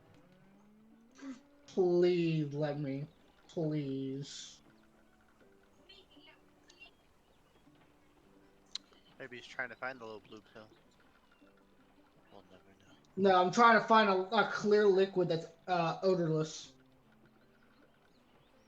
Is it a free shower? You mean water? Yeah, right. More chloroform. Is chloroform odorless? I would think so.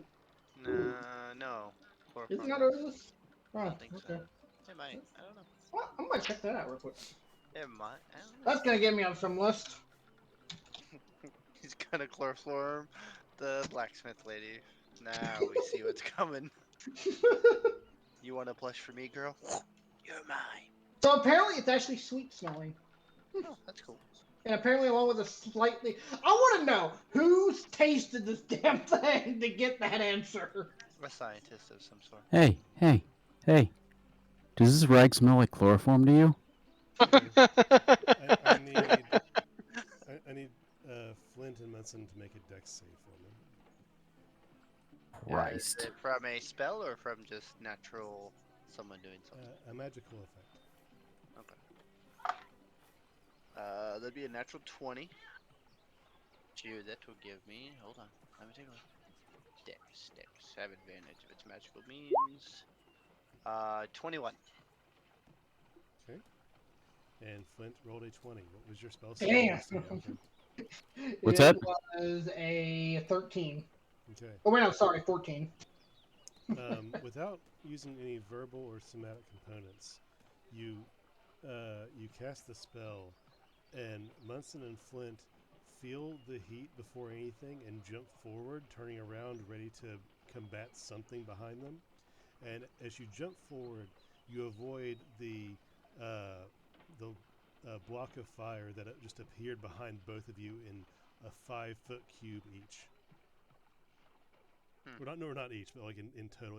It's like between the two of you walking together, and there's now a 5-foot cube of fire midair behind you that you just narrowly avoided. Interesting. Sounds like somebody's a little hot and bothered. Wow, that's a weird fire thing that just kind of appeared out of nowhere. I wonder who's done that.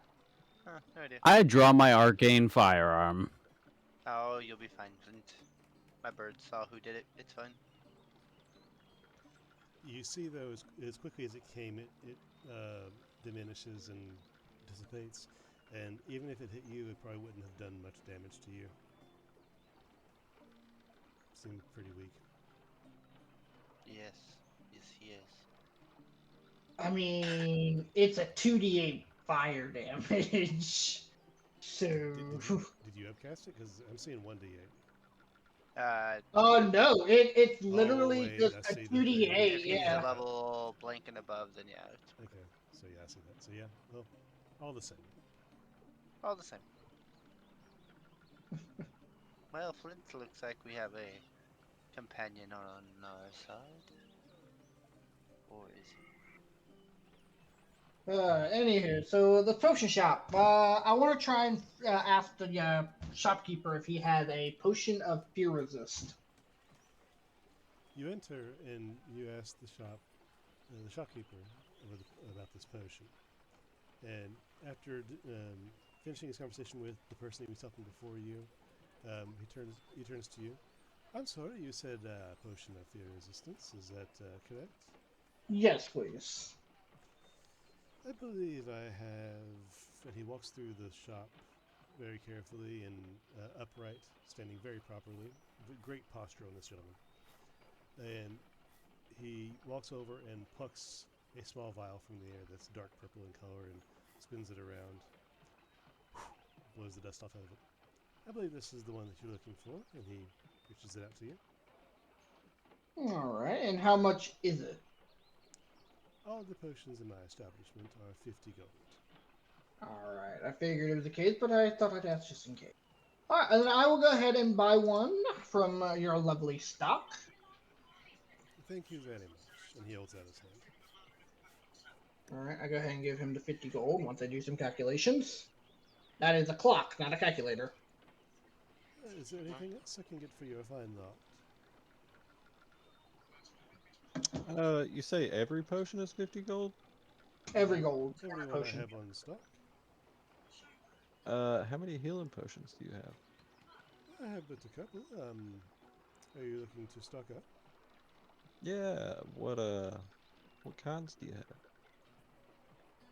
You got like really good ones? Even Well- minor ones can bring people back that die from dogs. I have several. Let me look at my stock here. I have just a couple of standard healing, nothing greater or anything marvelous, but it appears I have 2 healings right now, if you're in the nature to grab them. Yeah, sure. 50 gold apiece. 50 each, and I would trust that you would appreciate this gesture, knowing that all magics are equal in their own right. And he plucks 2 potions bottles from the air, gently dusts the magic dust off them, and hands them over to you. I feel like that was a slide against me for some reason. Not at all, not at all. I give discounts on potions specifically to encourage people to dive into the art, or to encourage the art, to appreciate every magic in every aspect. It is my small way of giving back. Oh, I appreciate it. By the way, I doubt you have something similar, but as you may have noticed, I'm missing quite a few scales on my head due to some disease, not really disease, effect from some rocks that seems to be making my scales fall off. Do you might have any idea of anything that would help counteract or restore, or any idea where I might cure one? If you don't. And he walks over to you and looks at your scales in detail. And gets almost uncomfortably close to your scalp, looking at you. I see. I believe what you want is a sample of blight lily, and to take this flower, grind it up into a fine powder, brew it into a potion, and consume hastily. You may find blight lily on top of any number of peaks in the glitter fire range, but they only grow on certain exudes of ore. Sorry, hell, fuck you. Sorry, so you said blight lily, cliff, glitter fire, what? Yes, the blight lily grows upon the ore, which I believe is affecting you, as the lily feeds off of the ore's energy, and as such, if you were to consume a potion made from its petals, you would see the same effect take on you, where the flower's energy would feed the energy from your body, effectively cleansing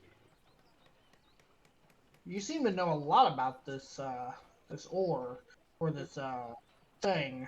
Is it deadly? Like, I've only been exposed to it for maybe a week tops. Herbology and toxins is my specific specialty. I know about it only in my studies. I've not encountered it in the wild per se.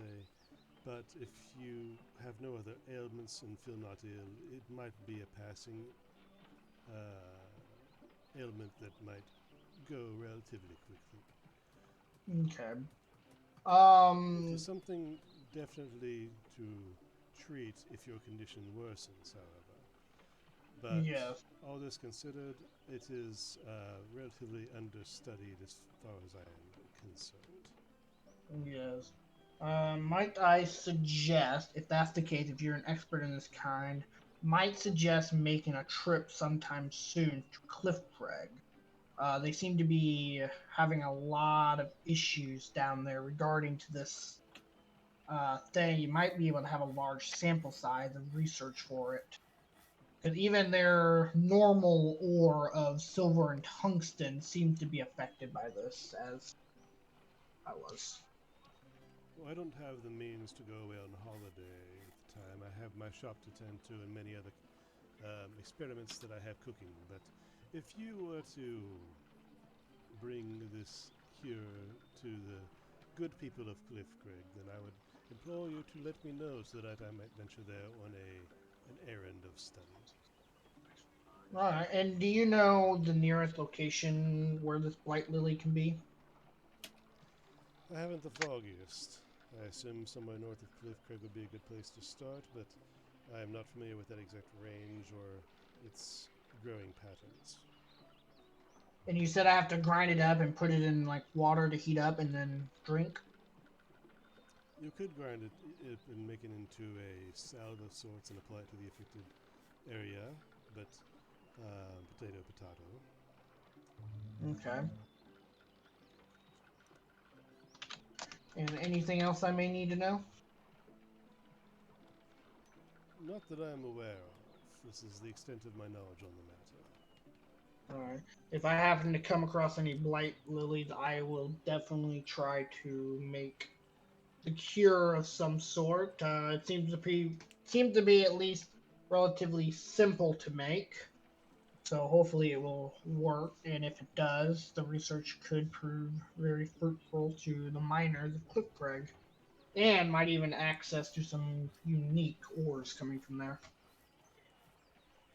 Excuse me, Pellock butt in. Yeah. You think you can cure it with magic? It's possible, but not extremely likely. This is a very resilient disease. If you had very high levels of magic, it could be possible, but these methods are practiced and no precedent exists. Have you tried to cure with a high-level spell? It only started just yesterday, and I remember Runan telling me something about light lilies and some experimental cures, and I didn't know if you would happen to know more information about it. And you did. And if it's a relatively experimental thing, I don't know if there'd be any high level spell that would help. The But I worst mean, that if could happen is that your genitals fall oh shit, my off. scales are already falling off. I have no idea what could happen. Well, do you know anyone who would be able to do that in town? Well, if you had to go that way with it, you could go to the shrine of Saloon or Sylvanas and get one of the priests over there to help you. If you had to.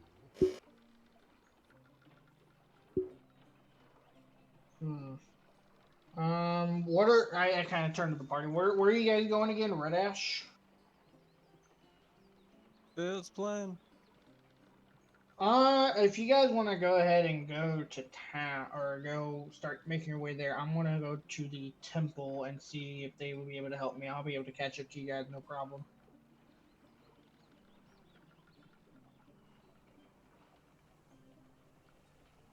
What are you doing over there? He's smacking people. Just a test roll. Okay,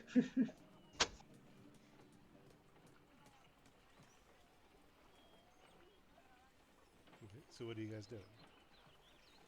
I'm gonna head to the temple. I don't know about the rest of the party. Me and Flint have a plan. We will head a different direction. Okay.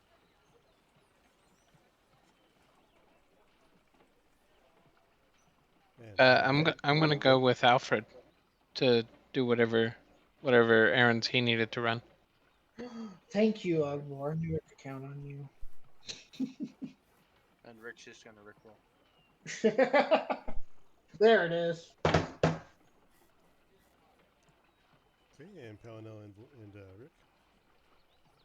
He just Pale sees everybody, walks off, and he's like, "What the hell?" He's just gonna follow after Munson. Okay. Alfred and Nightbore eventually make their way to the shrine of Sylvanas with very little effort, asking for direction.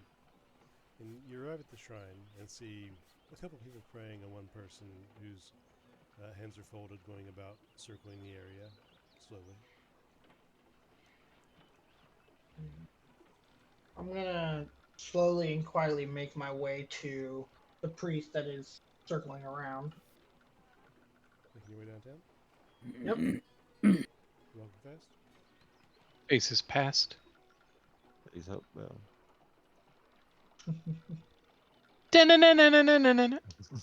Have you guys ever seen the sync up of that and Back in Black by AC/DC? Shut No, up. but I It's would amazing. send me a link to that right now. I want to hear this shit. No. Fuck you, you teasing fuck. We all have the same Google. Anywho, I'll do that first. Oh, yeah, I'm gonna walk up to this guy. He seems priesty.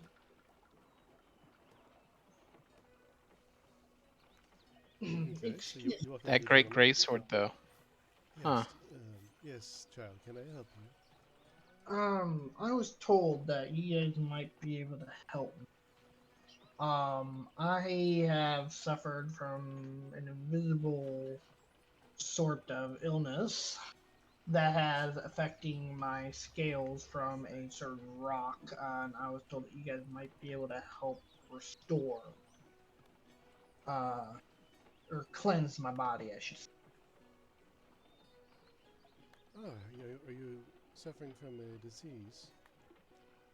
I don't really know if it's a disease. It's definitely natural, but it came from some ores that I managed to mine, and had them for a while, and they are now affecting me, as you can see on top of my head. Okay. Well, I certainly can help, child. Please, if you would, on your knees. Oh God, Catholic fucking images popped in my head. All right, I gotta get on my knees, I guess. The priest lays his hands on your head and closes his eyes and begins to pray. And Alfred, I'm gonna have you roll a d20 for me, just a plain old d20. Plain old D20, you got it, my man. Boom, a 5. The priest prays and beseeches the name of Sylvanus, and you sense magic trying to encompass you and warm you, and then the bubble just pops, the magic dissipates, and none of the aura seems to seep into you or fix any kind of issues you have. I'm sorry, dear. It seems that this is beyond my capacity. You might try somebody who has higher magics than me, or maybe a potion that might be able to heal you. I'm sorry. Well, thank you. No, it's not your fault. I kind of half expected that magic wouldn't quite work with this. But yes, I do have backup plans for this. Yeah. But thank you for your patience and trouble. Not at all. And he goes back to circling his area and tending to his devotees. All right. And then I'm gonna go ahead and I guess turn to Ugbor and Pell, and I'm just like, so, the Red Ash? Pell, I believe, is following Munson. Oh, right. So it's just Ugbor then. It's just Ugbor. Yeah. All right. So Ugbor, Red Ash, I guess. Radash, the city? Yeah, the city. Look, Yeah. I think we should probably get our friends first, right? Hmm. I mean, if you want, but I mean, I think Munson said something about them having to do one last errand real quick. That shouldn't take them too long. So I would just say, just go ahead and start traveling to Rash, and they'll catch up. After all, they got Pell with them too, so they'll be fine. And it's less romantic when we're there. I don't know that I like this idea. The whole splitting up the party thing. Just hold his hand, Doug. You'll be fine. What's Fuck the you worst guys. that could happen? Just go with it. Just go with it. Yeah, I don't know. You have 2 tanks. You'll be fine. It's only a 3 days travel through the woods. You guys can do it by yourselves. You'll be fine. I'm just gonna teleport the rest of us, so we'll meet you there. Well, I mean, if you want to, well, we can go try and find them, I guess. Yeah, I think we should go and try and find our friends. You're not Alright. scared of a little camping, are you? Maybe a little Hey, waterfall. if you want here, I know you had trouble with bears in the past, and we're in a very big woods. So I did promise you back in the arena, or after the arena, I would help you through your bear fear. So here you go, and I hand him the potion of resist fear or fear resist. Oh snap! So whenever you see bears, Beer. whenever you see bears, just chug this down, and you'll be back to killing.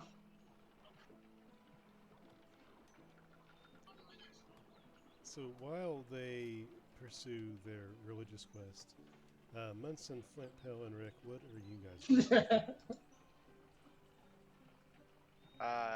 I believe we are going to head back to the blacksmith. Okay. Easily found, and when you arrive, she is busy at work, working on other things. Back already? Yes. You remember the stone Alfred gave you? Yes, I have it locked away. It's preparing for travel now.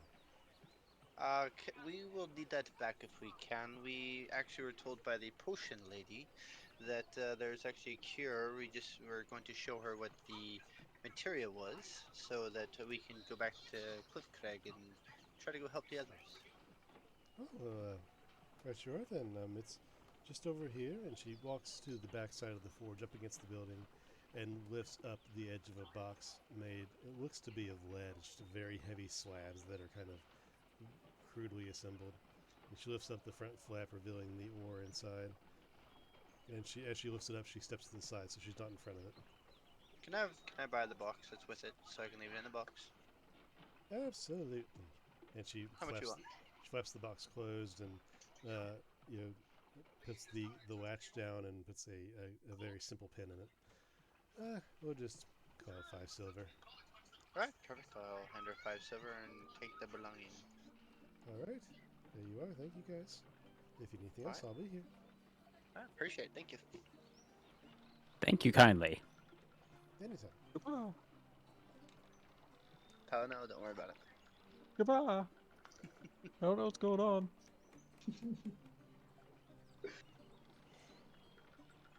You know, this is how the fucking the end character fighting gets started. Just gonna say that right now. Oh no, time out. Nothing weird or suspicious is going on. We'll be fine.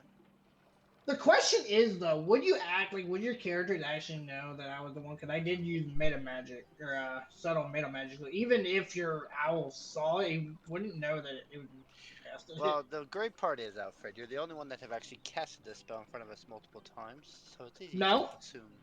I've never casted Create Bonfire before in front of you guys. Yeah, you did it in the arena. No, that was Fire Bolt. No, This was you've Create Bonfire. You've created a bonfire before. Well, no one else in the room was grinning like an asshole either. Yeah, true. Very true. Extremely true. I'll find the episode where you cast bonfire, don't worry. I'm pretty sure I never called Create Bonfire before.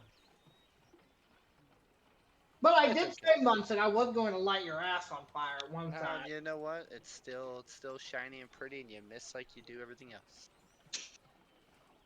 Oh, snap. Well, that aside, is there anything else you guys are doing before you try to meet back up with your friends?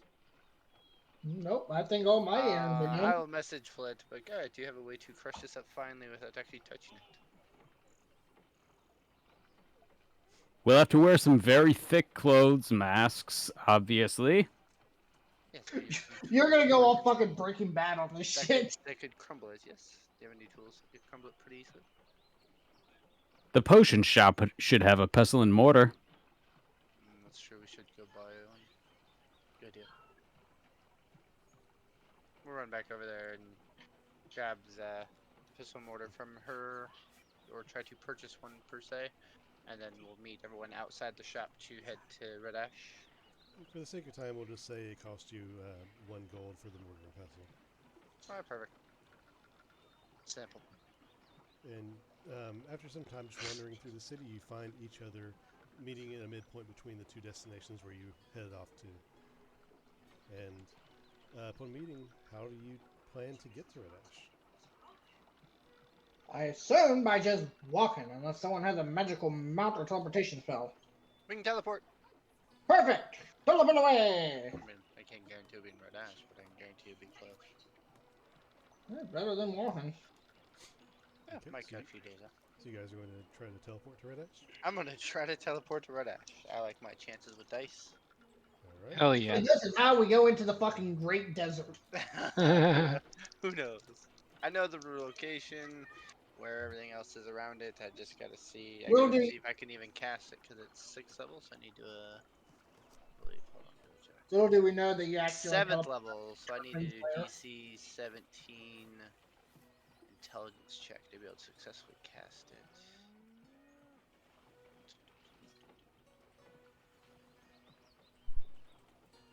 Okay, so Okay, you guys so are let me teleporting. roll that first Mr. DM, see if I can do it. Go What do ahead. I have? +5, I think.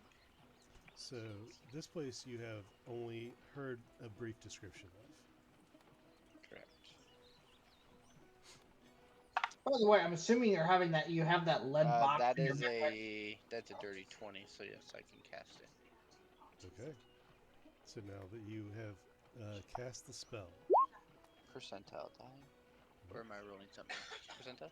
take the percentile. See. That would be a 77. 77. Okay. So you think of the city of Red Ash, and you recall the streets being basically canals, floating docks. You have heard tale of the port city that lies within the bounds of the continent, being on a river. You think of the descriptions you've had on the elements of the trade, all the destinations that might come and go from this land. And you think of all these things and everything that you know of the area you're trying to get to. And you cast teleport on your group, all grabbing each other to synchronize the spell. And as you release the magic, your bodies lift off the ground. And that's where I'm going to pick up next time. Perfect. Oh, we don't even know if we missed or got in there. Or we phased through a fucking wall. Oh no, we'll at least land somewhere fun. Maybe in water again, Frogboy. Yeah. Drink your fear potion, you'll be fine.